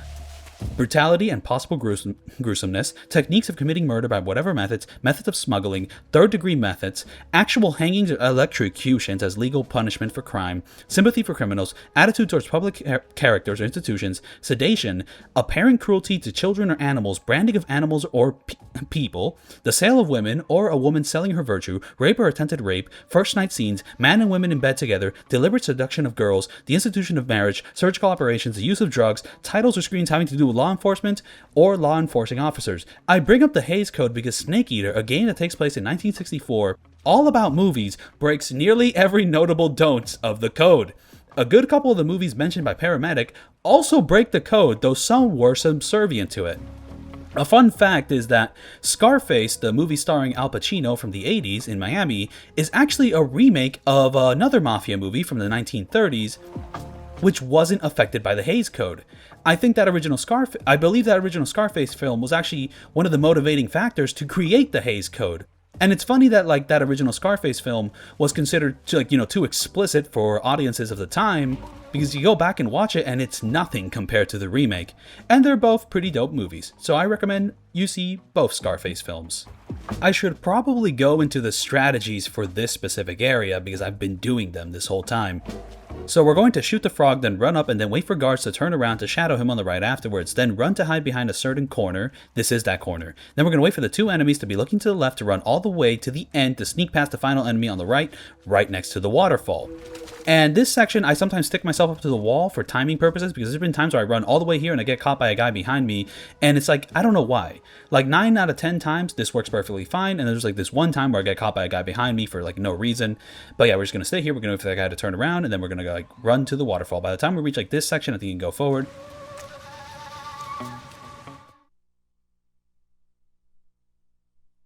Ludonarrative dissonance. So, I don't know, sometimes the things which happen in the story conflict with what you do in the gameplay. That is a huge simplification of it. But basically, Snake will sometimes do things in cutscenes that you don't do in gameplay. For example, Snake, I'm trying to keep my consumption of meals under 20. Why are you eating a snake in these cutscenes? You're gonna make my limit go over the limit of 20.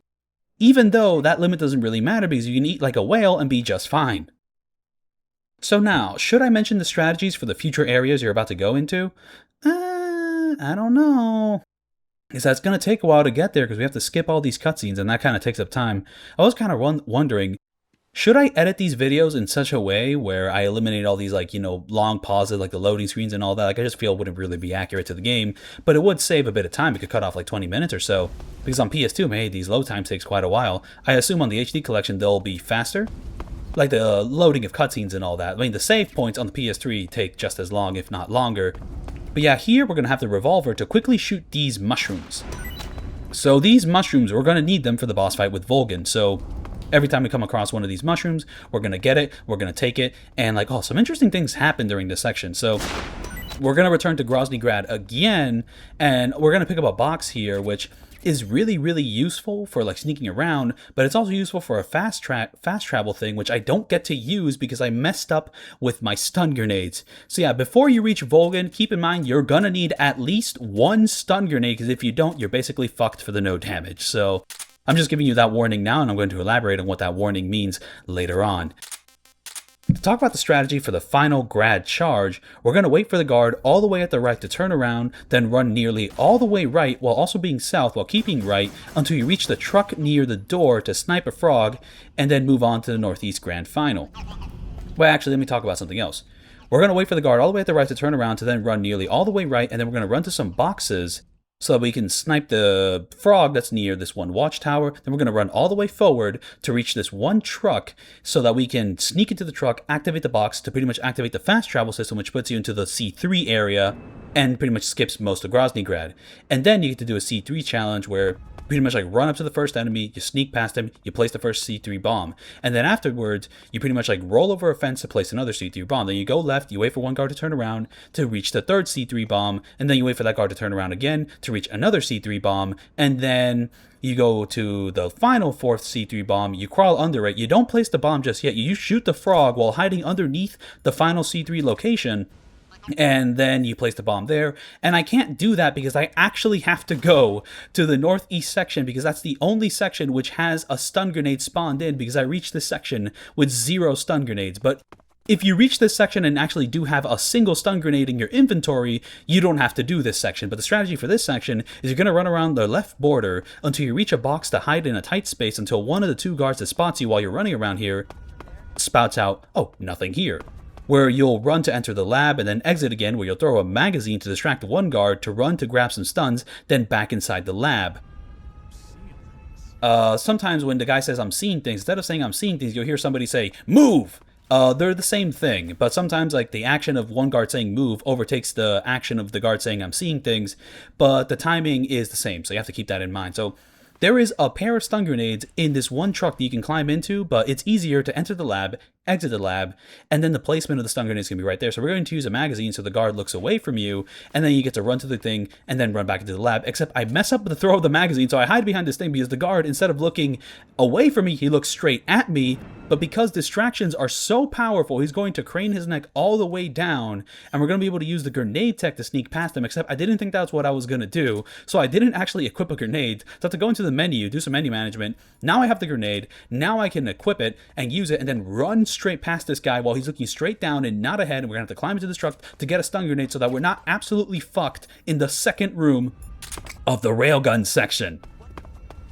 And the reason you have to collect this stun grenade is because you reach the railgun section and you have infinite ammo for everything, but if you don't have a single stun grenade in your inventory, even if you've unlocked the item already, you don't get infinite stun grenades, you get 0. So, so I actually redid this section multiple times until I realized, oh, like I no damaged this perfectly, I no damaged Volgin perfectly, and then I reached that second room and I'm like, oh, I need stun grenades, and I had to redo everything over again. But the strategy for this area is you just run here, you wait for this guard to pass you, and then you just kind of sneak past him, then you run upstairs, and you're pretty much free game until you reach the C3 room. And another thing that's annoying is that now my C3 room, like, no damage, the thing I said before doesn't work anymore. I have to do something different because when you fast travel there, you're already on the ground. But when you go normally, you're on the stairs, which slows you down, which means you can't sneak past the first guard as quickly, and the placement of some of the other guards are slightly different, so you have to account for that. In my old no damage of Snake Eater, there's this disguise you can pick up in the previous room. It's the maintenance outfit, which pretty much makes you invisible to every enemy in this game except for the maintenance workers there. So it's kind of like a repeat of the previous lab sections. But once again, this room always felt like you had to do some actual sneaking. I took the easy way out last time, but now, because I haven't been taking the easy way out before, I'm actually going to be a super spy and actually do this final stealth set piece as a stealth set piece. And it is a little bit easier than a lot of the other things in the game, but here's the strategy on how to do it. So you're going to roll forward to jump through stairs and then over a railing, then do a roll to prone while catching the attention of that first guard, because it pretty much makes him like turn around when he's done spotting you, so you can run here to plant the first bomb. And then you're going to retrace your steps, and you're going to go through this really cool red hallway to get to the second, like, C3 thing. Like, this area has, like, so many different little hidden passageways. You can, like, run on the roof, you can run across the area. Like, there's a lot of little things you can do, so it's a very open-ended little sandbox sort of thing. So we're going to run here, we're going to crawl around here, and there's a guard on the left side that can kind of notice you, so if you're not fast enough, you're going to get caught here. And you really don't want to get the attention of that bottom guard there, because you need to place this thing without him trying to, like, you know, sneak up on you. And like the way I do this is a little bit random. I'm not gonna lie. Like, I'm not really trying to get the attention of this guy. But getting the attention of this guy didn't affect things too much. Like, I pretty much like went on with my same strategy, but just slightly slower. But yeah, no, there's a couple moving parts here, but not as much as you would expect. There's nobody here. It's a little breezier than you would expect, but there is still some things you need to be careful for. So once you're done with that, you're gonna run left and use this truck to get into cover, and then get an eye on the next guard, and you're going to wait for this guy to be looking away from you to slip past him to get to the third C3 location. I say first, second, third C3 location, but this is kind of non-linear because you can decide how you want to go about this. But basically, I'm just going to go from the right and just do a little circle until we reach here, and then we're going to take cover here. And we're going to try to get an eye on this guy, so when he's looking away, honestly, I probably should have ran here, but I decided to play it safe. And one thing is that there's a maintenance worker to our right, like on the upper level, that can catch sight of us.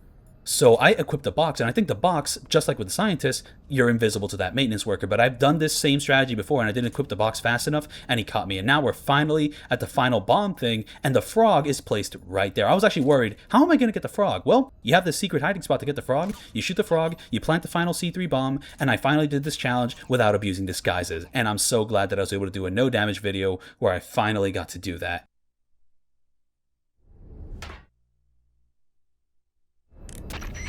The third James Bond film, from Goldfinger, all I gotta say is that this dude is using C3. Just like us, in the beginning of the movie, he has a moldable bomb, which he places in certain places to blow up a big facility, and we're doing just that. Hell yeah, man. There's 2 boss fights in this game that you can kill without actually getting a kill on your final results screen.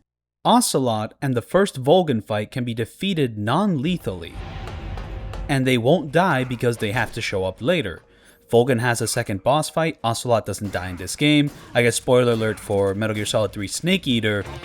But you don't want to do that because Ocelot and Volgin give you the best camos in the game. You can't miss the animal camo because it steadies your aim and gives you the best defense. No, not the best defense, the best, like, camouflage in the desert. And you can't kill Volgin because the Cold War camo is the only way I'm going to no damage the rest of this video. Is it possible to no damage the next sections without the Cold War camo? I don't want to find out because I suffered enough with the Cold War camo. So yeah, pretty much what we're just going to do here is just keep blasting Volgin. And you probably noticed when I shot the Kerotan there, because there comes a point after you deal like a lot of damage in the beginning to Volgin, he's going to stand there and gloat, and that pretty much gives you like a free chance to go get the Kerotan. Now, I'm shooting 4 shots on Volgin, which does deal slightly more damage, but I wouldn't exactly recommend it because, like, shooting him 4 times, like, on the 4th hit, he always does this one animation which kind of sends him all the way into the corner, which leads to kind of awkward shots like the one I just did there, which ended up with me rolling into him. Like, the lightning just gets, like, really, really close. And yeah, if you were unaware, when you equip your gun, the lightning goes towards you. You can equip it, unequip it, and then do that. And then for the beginning here, I had the Russian glow caps equipped ahead of time, so I can just throw them out like that, and then I can run up to him because all the electrical stuff is going to go straight into the Russian glow caps, and we can do this. But this fight, I feel, is a little inconsistent in the sense that I don't get it. I don't know when exactly Volgin's going to get rid of his electricity. Like, sometimes he does, sometimes he doesn't. And now I'm going to use the non-lethal sniper rifle just to make everything flow a lot faster. One fun tidbit about the way I did the saves for this fight is that, and I'm going to miss the headshot completely right here, but yeah, you could land a headshot on him, is that beforehand, when I was doing like the strat, which used like fast travel to enter this place to do the C3 challenge, I would fight Volgin in that same save. But since I had to like abandon that strategy and actually go through more of Grad to reach this section because I needed to pick up stun grenades, I decided to drop a save at the beginning of this fight so I don't lose my mind. Like, fighting this guy as the first part of a save isn't too bad. Though doing the next section of the game and this in one take is a little maddening. Like, there's certain parts of the next part of the game that I think I just beat out of sheer luck. And Volgin has a lot of neat tricks. If you dress up as, General Rykov, he gets stunned for a bit. However, it gets a little bit weird how that stun works, because if you mess up the stun, and Volgin's like, oh, you're not him, he does this dropkick that kills you in one hit. I really wish I was better at explaining the Volgin fight, but it's pretty self-explanatory except for the attacks he doesn't do and I avoid, and also for all the attacks which just go straight into the Russian glow caps. One thing which really bothers me about Volgin is that in the second phase he has this counter attack, which sometimes, you know, when he shoots like the 2 lightning bolts and they go straight into the Russian glow caps, if you saw me going like, you know, back and forth, you know, kind of like with him, that's because I'm not 100% sure if he's going to do his reaction. He has this reaction where if you approach him wrong, he just like spins around and hits you with an elbow. And like, I don't know what causes it, because I've gotten hit by that elbow so many times. Like, he'll bring out that elbow when I do the same exact thing I did in this video, but in this time he doesn't do it, so it's kind of like, I kind of like to bait him out a little bit, but even when I bait him out, I end up not running fast enough away from him to the point that I get hit by it. And here, I'm a little sad I had to enter the menu here, but I really didn't want to enter the menu when I was fighting Volgin to change it to Cold War camo. Like, I was thinking, if I was going to make a video compiling, like, a no damage of all the boss fights in Snake Eater, I don't want to use that much, like, you know, menu usage during those boss fights. I should probably explain what I'm doing here. Right now, we're not dealing with anything too complicated, but believe me, the complications are going to ramp up really, really quickly. All you have to do here is you have to shoot the frog, you have to take these guys out, and sadly, I don't take this guy out. However, the Shagohod behind us is going to take out, like, the first 2 guys. You'll see that when I sniped one of the guys, he got exploded. That was not my explosion, that was the Shagohod's explosion. And we don't want it to be my explosion, because if it was my explosion, I would have killed him, and that's no good. Now, this is the part where it starts to get a little bit tricky. We have to get rid of these 2 guys. However, I mess up getting this guy, but somehow, like, I got really, really lucky. Like, some of this stuff is RNG. Like, he just never landed a shot on me. And here, you're going to want to throw a stun grenade up ahead. And, like, there's, like, a consistent way to do this, but I didn't do it. I assume I took out most of the guys there. Like, you're supposed to take the guy out there in front so he doesn't screw you over when you're, like, kind of... Eva's just kind of going on a merry joyride over here. Like, I should have gotten hit right then and there, but I didn't. I guess I turned around in such a way where you wouldn't get hit. But once you reach this section, you didn't get hit, you're pretty much good to go as long as you take out all these guys. I like using the sniper because you stand still, you get to just land your nice shots, and then the Shagohod's going to show up and you just get to enjoy the fixed camera angle cinematic goodness. So yeah, all these sequences are shot with this cinematic angle, and it's really, really nice. And if you're playing with a third-person camera, you just don't get the feeling of it because it's all framed like in such a cool way. But then again, if you're trying to no damage this section, you're also not going to see most of these angles because you're going to be spending most of your time in first person during the really challenging parts to make sure you do everything correctly, so all the beautiful cinematography is just lost on you. But I guess for this part here, we get to show it off a bit. Though another fun fact is that you can actually damage the Shagohod during these sequences. If you keep shooting rockets at it in the right area, it will take damage, and that damage will prevail in its actual boss fight, so you can kind of speed up the boss fight that way. And when I was researching things for this game, I also found out you can actually damage the Shagohod before we even reach this section, but it requires killing every single, like, maintenance person in that previous C3 challenge. If you kill them, they won't be able to repair it while you're fighting Volgin, so the Shagohod's going to have a little bit of damage before you enter this next section. And this next room we're about to enter is a bit of hell, so here's the strategy I have. So throw a stun to the left of the first group, then you're going to throw to a stun to an enemy near the gate opening, and then you're going to throw a stun to an enemy near the red-looking thing to avoid damage, and then you're going to throw a stun near the first group, but not exactly this group, because you kind of want them to stick around, because if you get rid of everybody here, Eva just leaves the area, but you don't want to leave the area because you want to snipe this froggy right here. Look, the froggy, not very bright, but when you shoot it, it gets brighter. Isn't that so nice? And one thing that's going to make following these strategies kind of hard is that sometimes I'll throw a stun grenade and I'll be stunned myself, so a lot of this section is going to look like a white void, but it was so hard to do. So yeah, you snipe frog, you knock out the remaining foes, you throw a stun over the house that has like a rocket guard before entering the next area, and then you throw a stun to the right, then you throw a stun to the left, then you throw one straight on, and then you hope for the best. And then you kind of like look in the right direction because Eva is going to come here to stop for a little bit, and if there's still a few stragglers hanging around, we're going to have to take them out.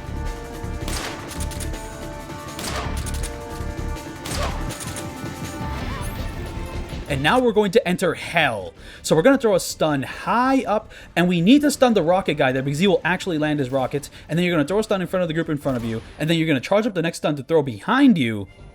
And then when we're leaving the area, we're going to throw a stun right at the watchtower. We're not there yet because we're still knocking out a lot of guys, and it's all white void and I can't see a fucking thing. So we need to knock out the guys in the watchtower. And then you need to throw a stun to this other watchtower. And then the rest of this section is you have to pray you don't get clipped. And like, I didn't even know this was possible if I didn't see Jaguar King's video, because he is the only person I've seen actually no damage this section. If he didn't exist, I don't think I would have made this video, frankly.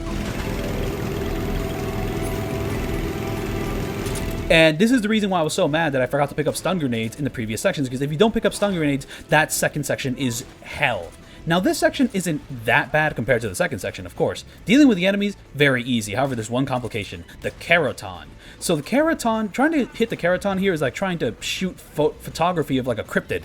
Like, it's so vague. And also, like, I do end up landing the shot, but like I missed the easy shot, and the easy shot is a hard shot, by the way. So I had to end up doing an even harder shot. The easy shot is you pretty much like kind of start looking forward when the enemies can't shoot you, and then try to land a shot there. Do you see the fucking thing? No, you can't. It's PS2 graphics. It looks fuzzy as shit, and I don't even know if I landed a shot. I mean, how am I supposed to tell? When I zoom into that footage in like my OBS here, not OBS, Adobe Premiere, I can't see a fucking thing because it's so blurry, and like, you know, every time you shoot the gun there's like a big like loud white flash and like a shake of the screen, and that just distorts the whole thing. And this game has screen tearing the way I record it, and it probably has screen tearing on the original PS2, all things considered.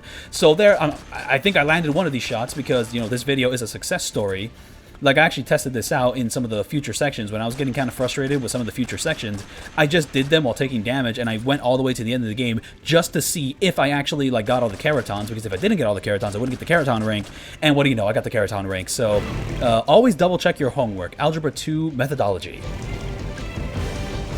But I'm telling you, the second room of that railgun section was driving me insane, so I was trying to find anyone else who has no damaged it, and then I found Jaguar King's video, except the video he uploaded is like, can you beat Snake Eater without taking damage? And then I see the video, and he doesn't fully explain what to do. He just kind of says throw stuns, and I'm like, I wish you were more descriptive. I wish you showed me the entire unedited, like, a portion of that video. Why didn't you do that? And then I found out he posted the unedited version in the description, and I never checked it out. I was kind of like suffering for too much.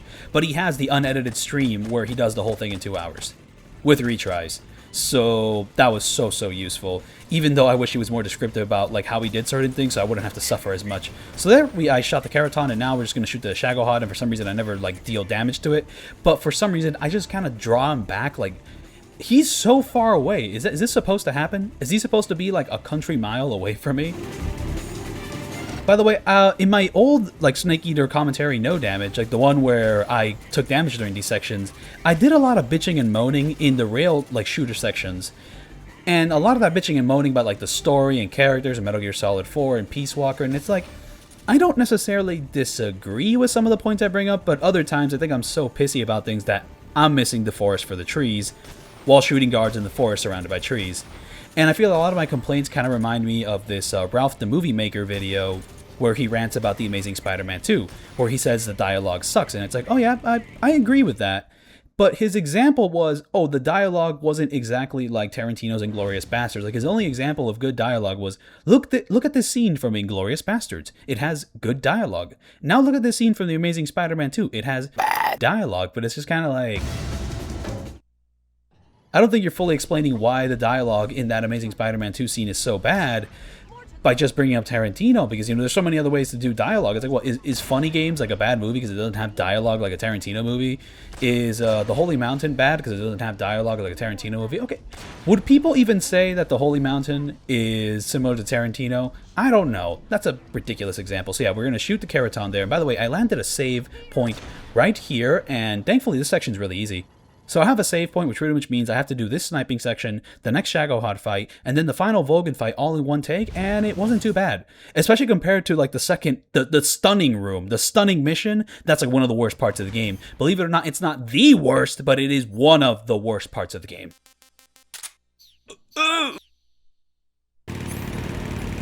Before, I said that the Pain used to be my least favorite boss fight, but now I think I'm pretty definitive on saying the Shagohod is the worst boss fight in the game.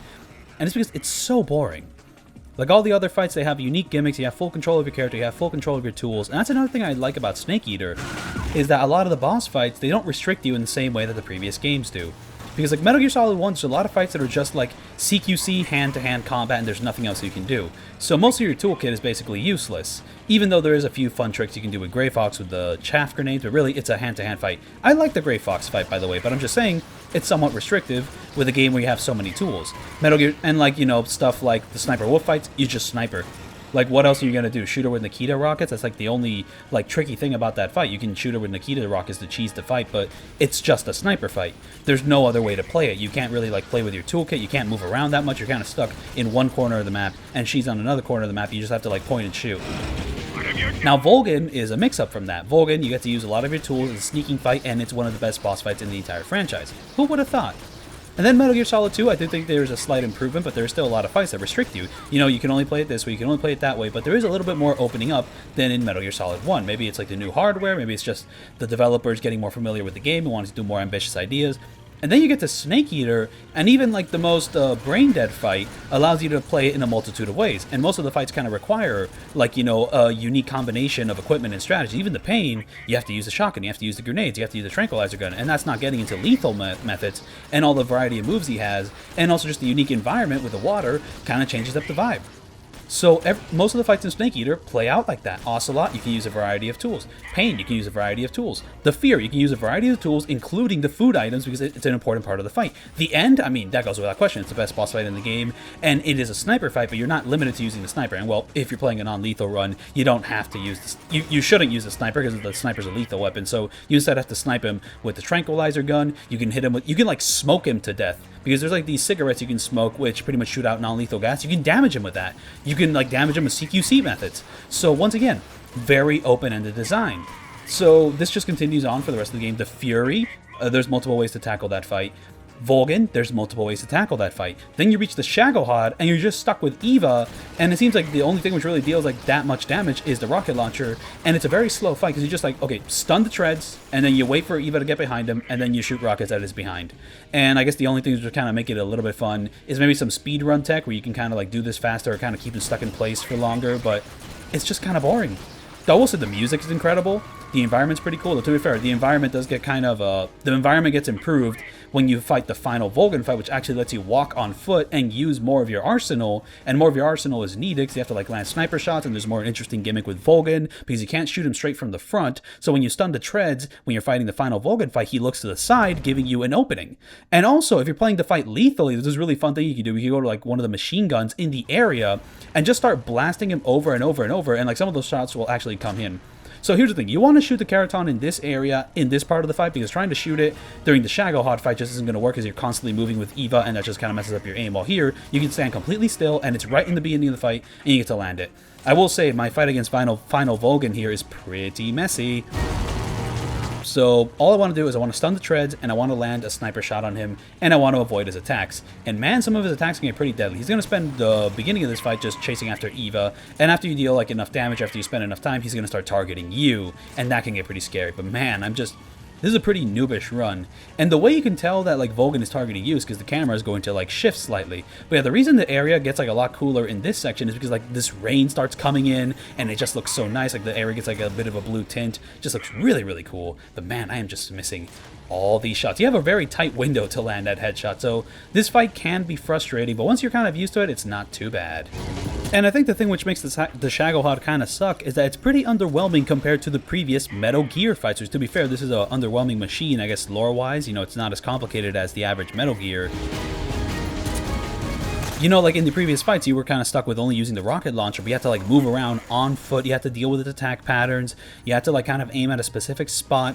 And it's really interesting, like Metal Gear Solid 1, the Metal Gear Rex fight, you know, very dope. You have to like move around, you have to like actually plan around things, he has a lot of attacks you have to watch out for. And then the Metal Gear Ray fight of Metal Gear Solid 2 is insanity. There's like 20 of them you have to hit. You have to like account for the ones that are outside the field. You have to account for when it's going to jump in the field. There's a lot of like fun tricks you can do to stop it from doing attacks. And it also has a variety of attacks. And on the hardest difficulty, it's just an insane challenge. You have to defeat 20 of them. So it's just like this endurance thing. And it's not too hard. Honestly, I suffer more with the final boss fight of Metal Gear Solid 2 compared to the Metal Gear Race. But if you're playing the game normally, a lot of those shots on the hardest difficulty are like a one-hit kill. So the casual player is going to suffer a lot. And look at this section right here. So he's doing machine gun. I like roll out of the way. I don't think I had to roll out of the way to dodge that because I basically stunned him right before the machine gun thing fired. But like, it just feels a lot more tense to do this fight.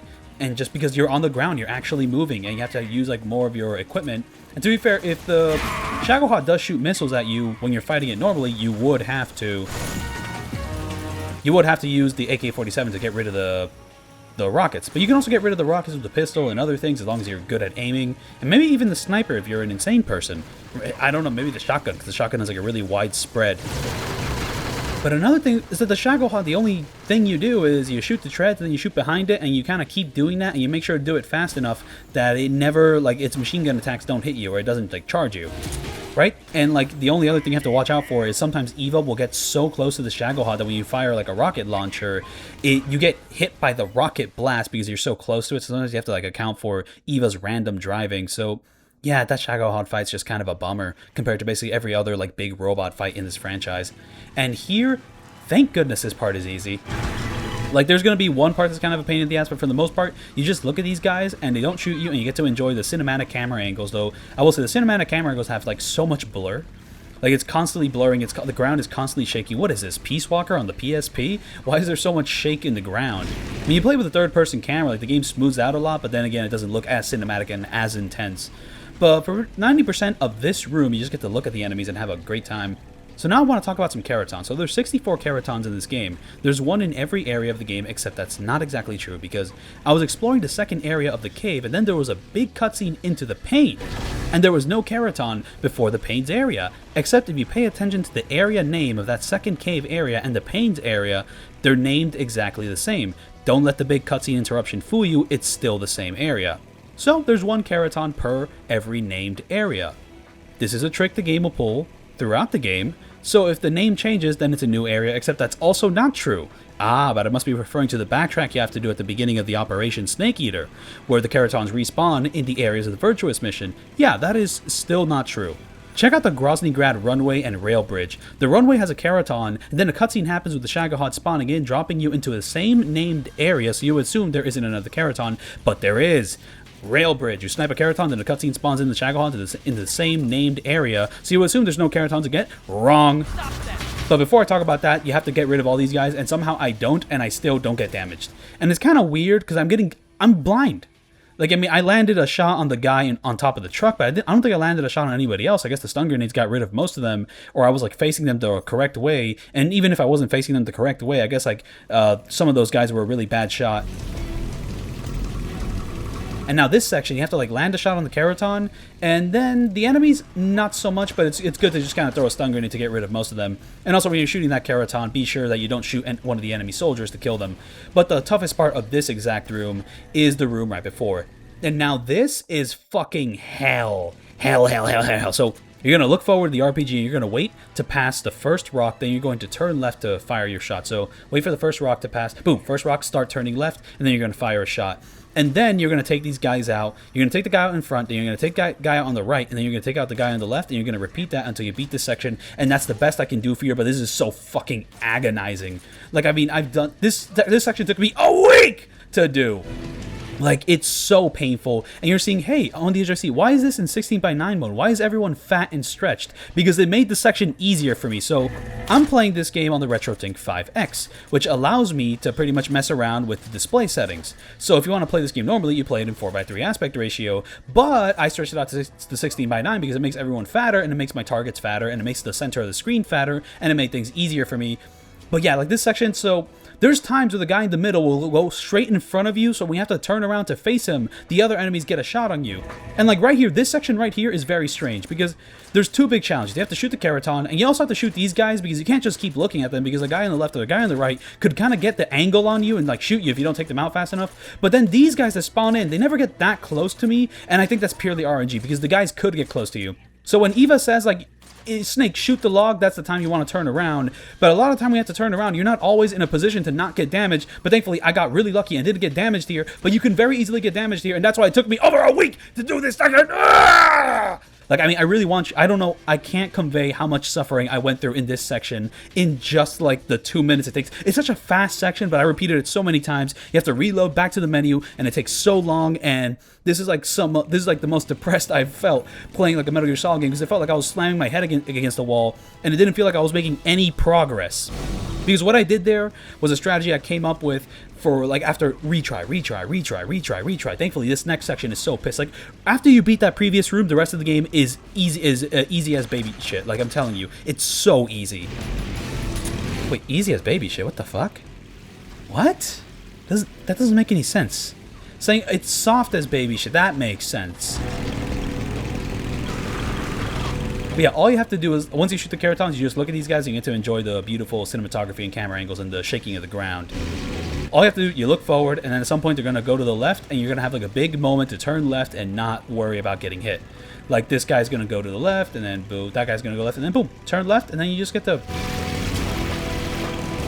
But I spent most of the previous room not knowing what to do, because Jaguar King did no damage that section, but he didn't go for the Kerotan, so I haven't seen a single video on YouTube hit the Kerotan and not get damaged. So I had like no like person to like rely on, no strategy to rely on. I didn't know if this was like a proven fact that you can no damage that section and hit that Kerotan. That is the worst Kerotan placement in the entire game. Why the fuck would you put it there? And then right here you have to kind of turn here.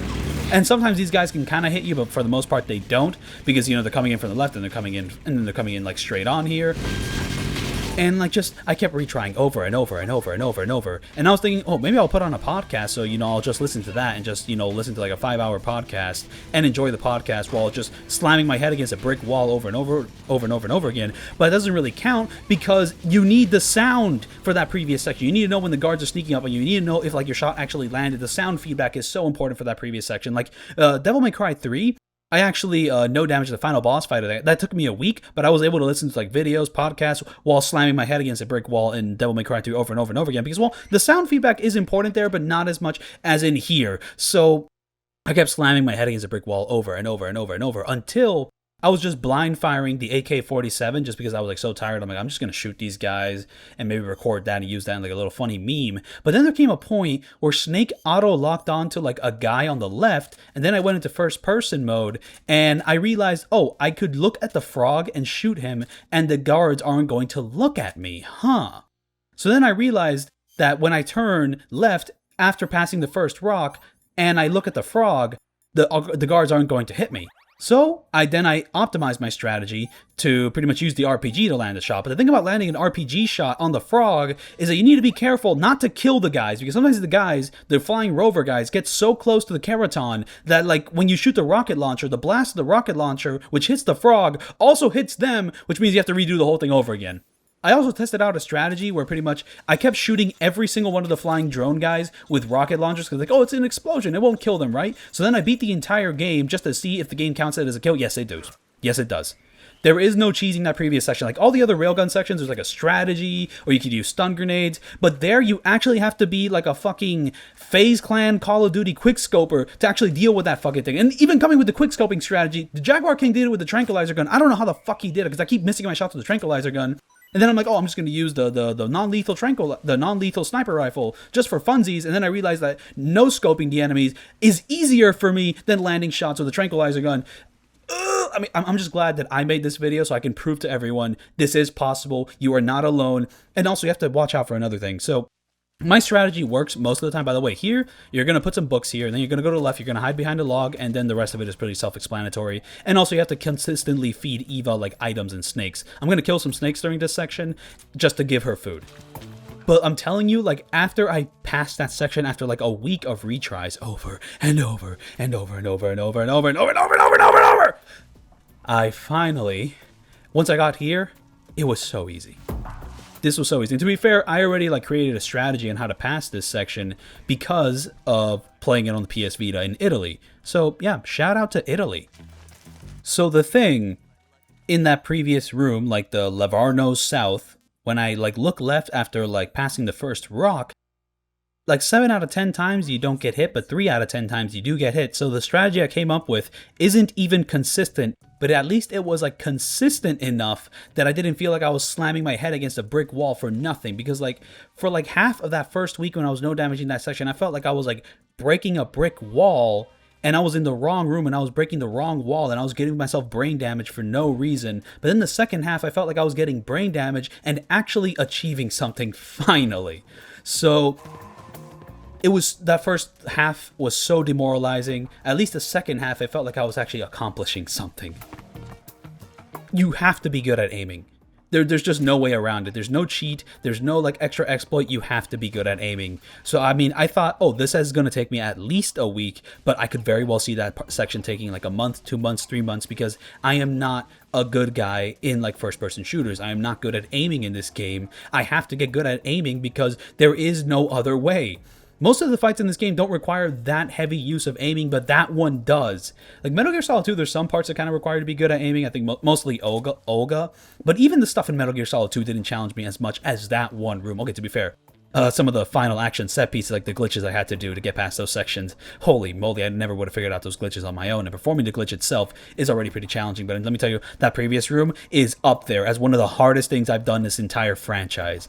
I mean, honestly, I'm curious about redoing my Metal Gear Solid 4 No Damage when the Master Collection Volume 2 comes out, when Metal Gear Solid 4 finally gets to be 4K, 60 FPS. And I'm just really glad I used the rest of my books to get rid of most of the guards, because if you don't use the books to get rid of most of the guards, this final area is going to be patrolled by like 5 guys instead of 2 guys. And when 5 guys are patrolling this area, some of those guys stand like, I think, right where I am and pretty much just ruin the whole thing. But when it's only 2 guys, I get to slowly crawl around to the exit point and Eva doesn't get caught by anyone. I used to think that like your camo affects how visible Eva is, but I'm not 100% sure if that's the case, because if an enemy walks right in front of Eva, Eva's going to get caught and you pretty much ruin the whole thing. Some people, like, I mean, when I was researching stuff for this game, I saw some people were kind of worried. It's like, oh, if Eva gets caught by the enemies, she might shoot them, and when she shoots the enemy, it counts as your kill. But when you're playing on European Extreme, it doesn't really matter, because when she gets caught, the entire game goes into game over. So here's a fun fact. After I no damaged the 5th room of the bike chase, I went to do my MMA CQC training, and I got a knee slammed near my ankle with the full force of gravity, creating a numbing sensation there that I've never felt before in that area. Thankfully, it's just a bruise, but like, fuck, Big Boss gets the shit kicked out of him most of the time. Like, he regularly gets into things like this. So I don't know how he like survives that with all those bruises around him. He's also not a real person. I should probably go into like the strategies of this area. I feel like I've written that down in my outline, but I know the strategies of these areas like from the back of my hand. So all we're going to do here is we're going to slowly crawl through this entire like first area of this whole big area. So we're going to kill this snake because we're going to give it to Eva later, but we're slowly going to shadow that guy on the right. And we're going to shadow that guy on by shadow, I of course mean I'm going to be crawling the whole way through. We're going to sneak around that guy. And there's a guy like to the left of him, like on a higher elevation. So we're just going to keep doing that. And we're going to reach a point where I'm going to take out my tranquilizer gun, not my gun, my tranquilizer gun, because I need to get rid of this one bird on the log, because if I don't get rid of it when I'm crawling past it, the bird is going to fly away and actually alert the enemies. But if you shoot it with like a gun and actually kill the bird, it becomes a distraction, kind of like how I shot the mushrooms in the area before the vertical slice area. But if you shoot it with the tranquilizer gun, it doesn't cause a distraction.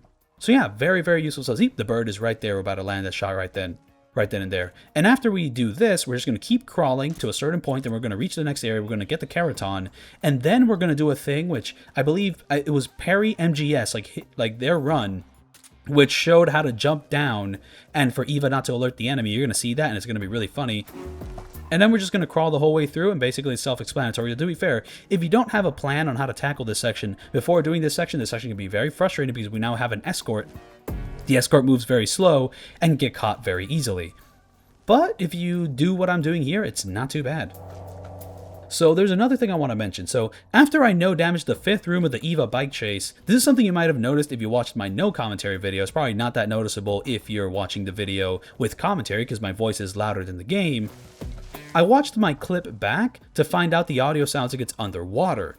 And it affected my future recordings too, like when I was doing this section. So I think it was either my disc was scratched or my PS2 laser is dusty. So I took my PS2 to the hospital, aka the retro game store, and they told me that my PS2 and my Snake Eater disc, which they sold me when I rushed them like a year ago so I could no damage the extra ape escape levels in the subsistence version of the game before I left on vacation, were both perfectly fine.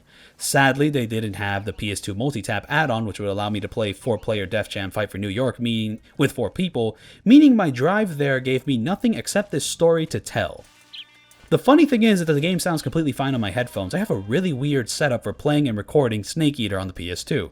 I'm using the RetroTing 5X plus my Elgato connected to my PC, and I'm using my monitor to display an HDMI signal from both my PC and my PS2, so I would flip between the HDMI channels to either see my desktop or my PS2.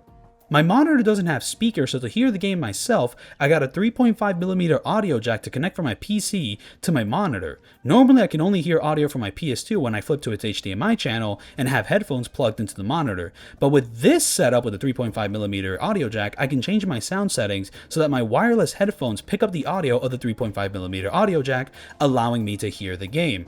And that's how I recorded the audio for my PS Vita No Damage of Peace Walker, and that's how I was able to hear the audio of Snake Eater while playing it. But for Snake Eater, for a majority of this run, I didn't record from that audio source. I recorded the audio using my Elgato, and that has worked out wonderfully for the entire run up until this point. So if worst came to worst, I would change the audio source in OBS from my Elgato to my wireless headphones, since those sound fine, and that is exactly what I did for the rest of this video, including this section right here, all the parts with Eva, and the chase after that one abominable fucking no-scoping chase. Ugh!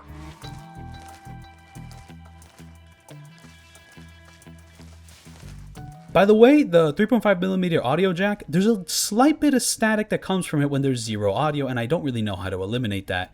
It just kind of makes me confused now, because where exactly was that watered down audio coming from? The RetroTink? The PS2? The Elgato? My PC? Operation Snake Eater is full of surprises.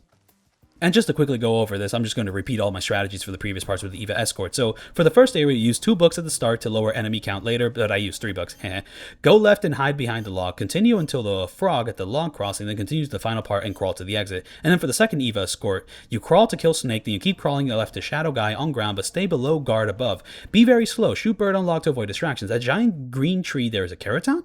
Go left, slowly jump down on left, and pray that Eva doesn't alert sniper guard. One thing I like to do is I kind of like to position myself up against the wall, just so I'm like as close to the left part as possible. You probably saw me doing that. Then you're going to crawl to the left slowly and watch out for guards that aren't stationary and just constantly moving. Reach the exit. And also, I gotta say, I no damaged Eva's escort mission on my first try, though that's not including all the time I spent on my normal PS2 replay trying to figure out what strategy for this section, or my replay on my PS Vita in Italy, trying to remember what I did on the previous PS2 playthrough, so I could write it down on my notes to rely on it when I actually got to record my no damage. Trust the process.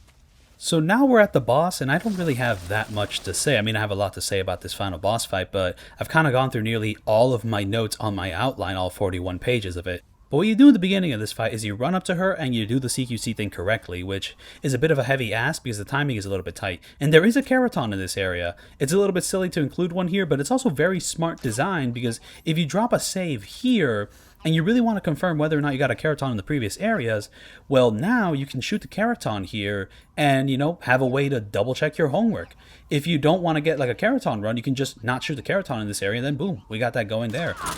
But yeah, the way the CQC works, from what I understand it, is that when you hear Snake grunt, that's your timing, but the grunt happens very quickly. And the boss likes to be tricky with her timing, because sometimes she'll like immediately attack you from the front, or she'll do a sidestep, which will like, if you're used to the way she attacks you, when she's going from the front, you'll like hit the button quicker, but if you hit the button after she does the sidestep, she pretty much gets the drop on you. That section is so cool, but for the rest of this fight, I'm not going to rely on CQC so much. I wanted to play this a little bit differently, play it kind of more stealthily, pretty much just sniping her from across the field with a non-lethal sniper rifle. When you're like, sneaking around, crawling, she doesn't really react to your presence much, but when you're pretty much like just crouching, like she can't see you per se, but she starts reacting weird. She like gets up, she's like, oh, where are you? She gets defensive. It's like when you're at 70% camo, she gets like a little bit like defensive and weird, but you can still land. Like she starts doing stuff like that, which she didn't do before. This is so weird. I don't know how I didn't get clipped here. Like I guess I shot her when she was like in her defensive state. Like I think her big ass gun gives her a little bit of a shield. But man, this is like this is the best final boss fight in the entire Metal Gear Solid franchise because it's the only one that really allows you to attack it with like all your equipment. Because Metal Gear Solid 1 is just a straight fist fight. Metal Gear Solid 2, not only is it a fist fight, it's an entirely new melee system the game never prepared you for. And like I still like those fights, but having a boss fight that actually emphasizes stealth and actually emphasizes using most of your toolkit, including your camo, and just this is such a beautiful setting, this is such a beautiful frame. And the choice to have no music for the first half of the fight is very poignant. But when the music kicks in, when the second half of the fight starts like going down, it's really, really cool. And that was a very weird thing because I missed my first shot, which meant, I think I need to land like 3 more shots to like, take her out. But the next 2 shots took her out, but I didn't get to deal the damage of the first shot. But I missed the first shot, so I don't know why it doesn't count.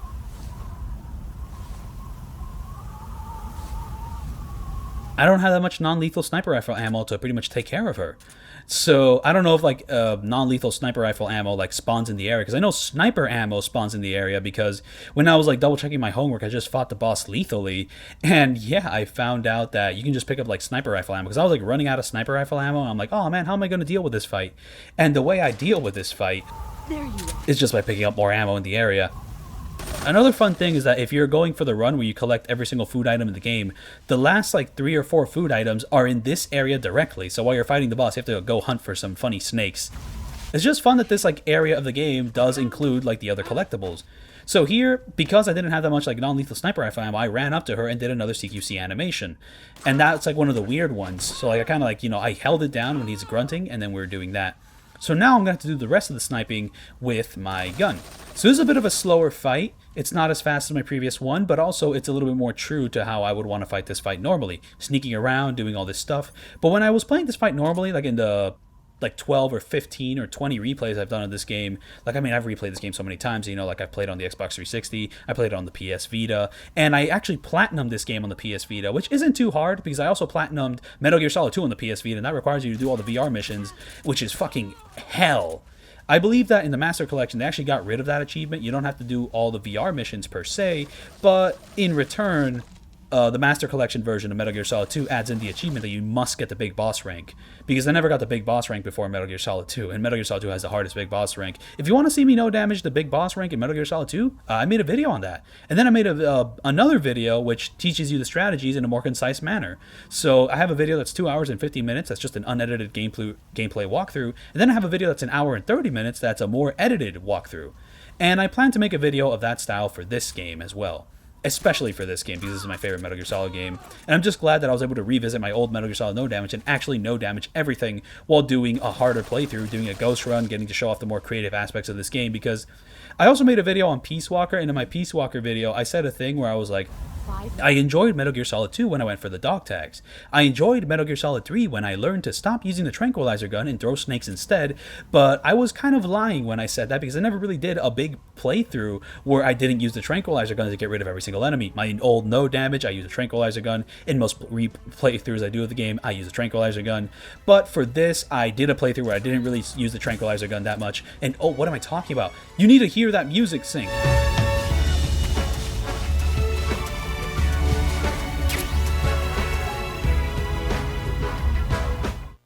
Oh my god, it's so beautiful. I'm going to correct my mistake and stop talking now so you can see this beautiful cutscene right here.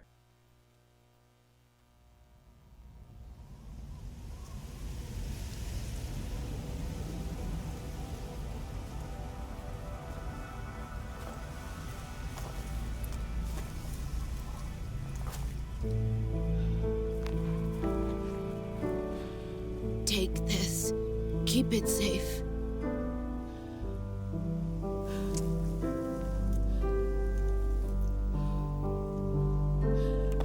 It's our only hope.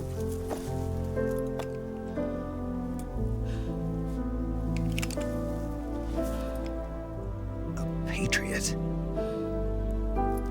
Why are you giving me this? Jack. Or should I say, Snake. You're a wonderful man. Kill me. Kill me now. Do it.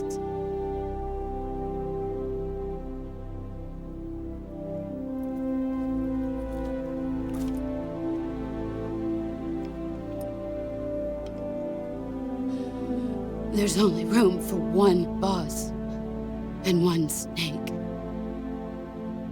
There is something really beautiful about this moment on the PS2 because it is 4x3, because every cutscene letterbox itself, when we cut to gameplay and the game forces you to kill the boss, it cuts back to the full 4x3 aspect ratio. The way it just zooms out is just so beautiful. And you don't really get that on the HD collection because the entire game is full screen. So instead, all you get is a sound cue that you entered gameplay, but here you get a full visual thing.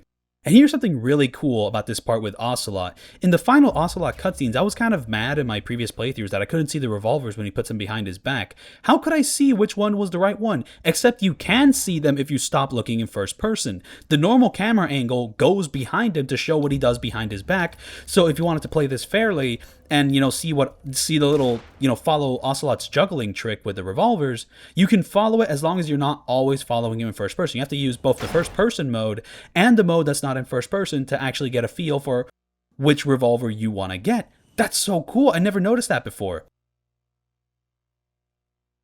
I found out that the Foxhound rank overrides the Kerotan rank. And this is funny because there is no Kerotan counter on the results screen. So how would you know that you got all of them? Well, if you unlock the stealth camo, that means you got them, But if you didn't know that, I went back and killed the boss during your fight, and that got me the Kerotan rank. It's smart that they put the final Kerotan during your fight just so you can double check your work, like I said before. Unfortunately, the stealth camo is also unlocked by getting all the Kerotans or beating the game without triggering alert mode, so for a Foxhound Kero run, you're hitting both requirements. So as I feared, verifying a Foxhound Kero rank is not going to be an easy task. Shout out Nick RPG Green for the info, by the way. The reason I included this section right here is because I went back and I killed the boss specifically to find out, will I get the Kerotan rank if I shoot the Kerotan here, but I failed the Foxhound rank, and I did get the Kerotan rank. And also, another thing with the boss is that, oh my gosh, I forgot what I was going to mention with the boss. No, I want to mention, oh yeah, I really love how the boss's final area, it forces you to use the fixed camera angle. Even in Subsistence, if you use a 3D controllable camera, you can't use it in this area. So it's great that the game's consistent with that, unless you play the Ape Escape levels, where you actually gain access to the third-person controllable camera. It's the only way you can do it. Shout out to my Patreons. Sonic Kick. Slime Master Zero. Bedoofus. Saturnine. Moboss. Oscar29. Jalento, Walkman, and Charlie514. Thank you so much for watching my video, and I'll see you next time for my next No Damage. Peace out.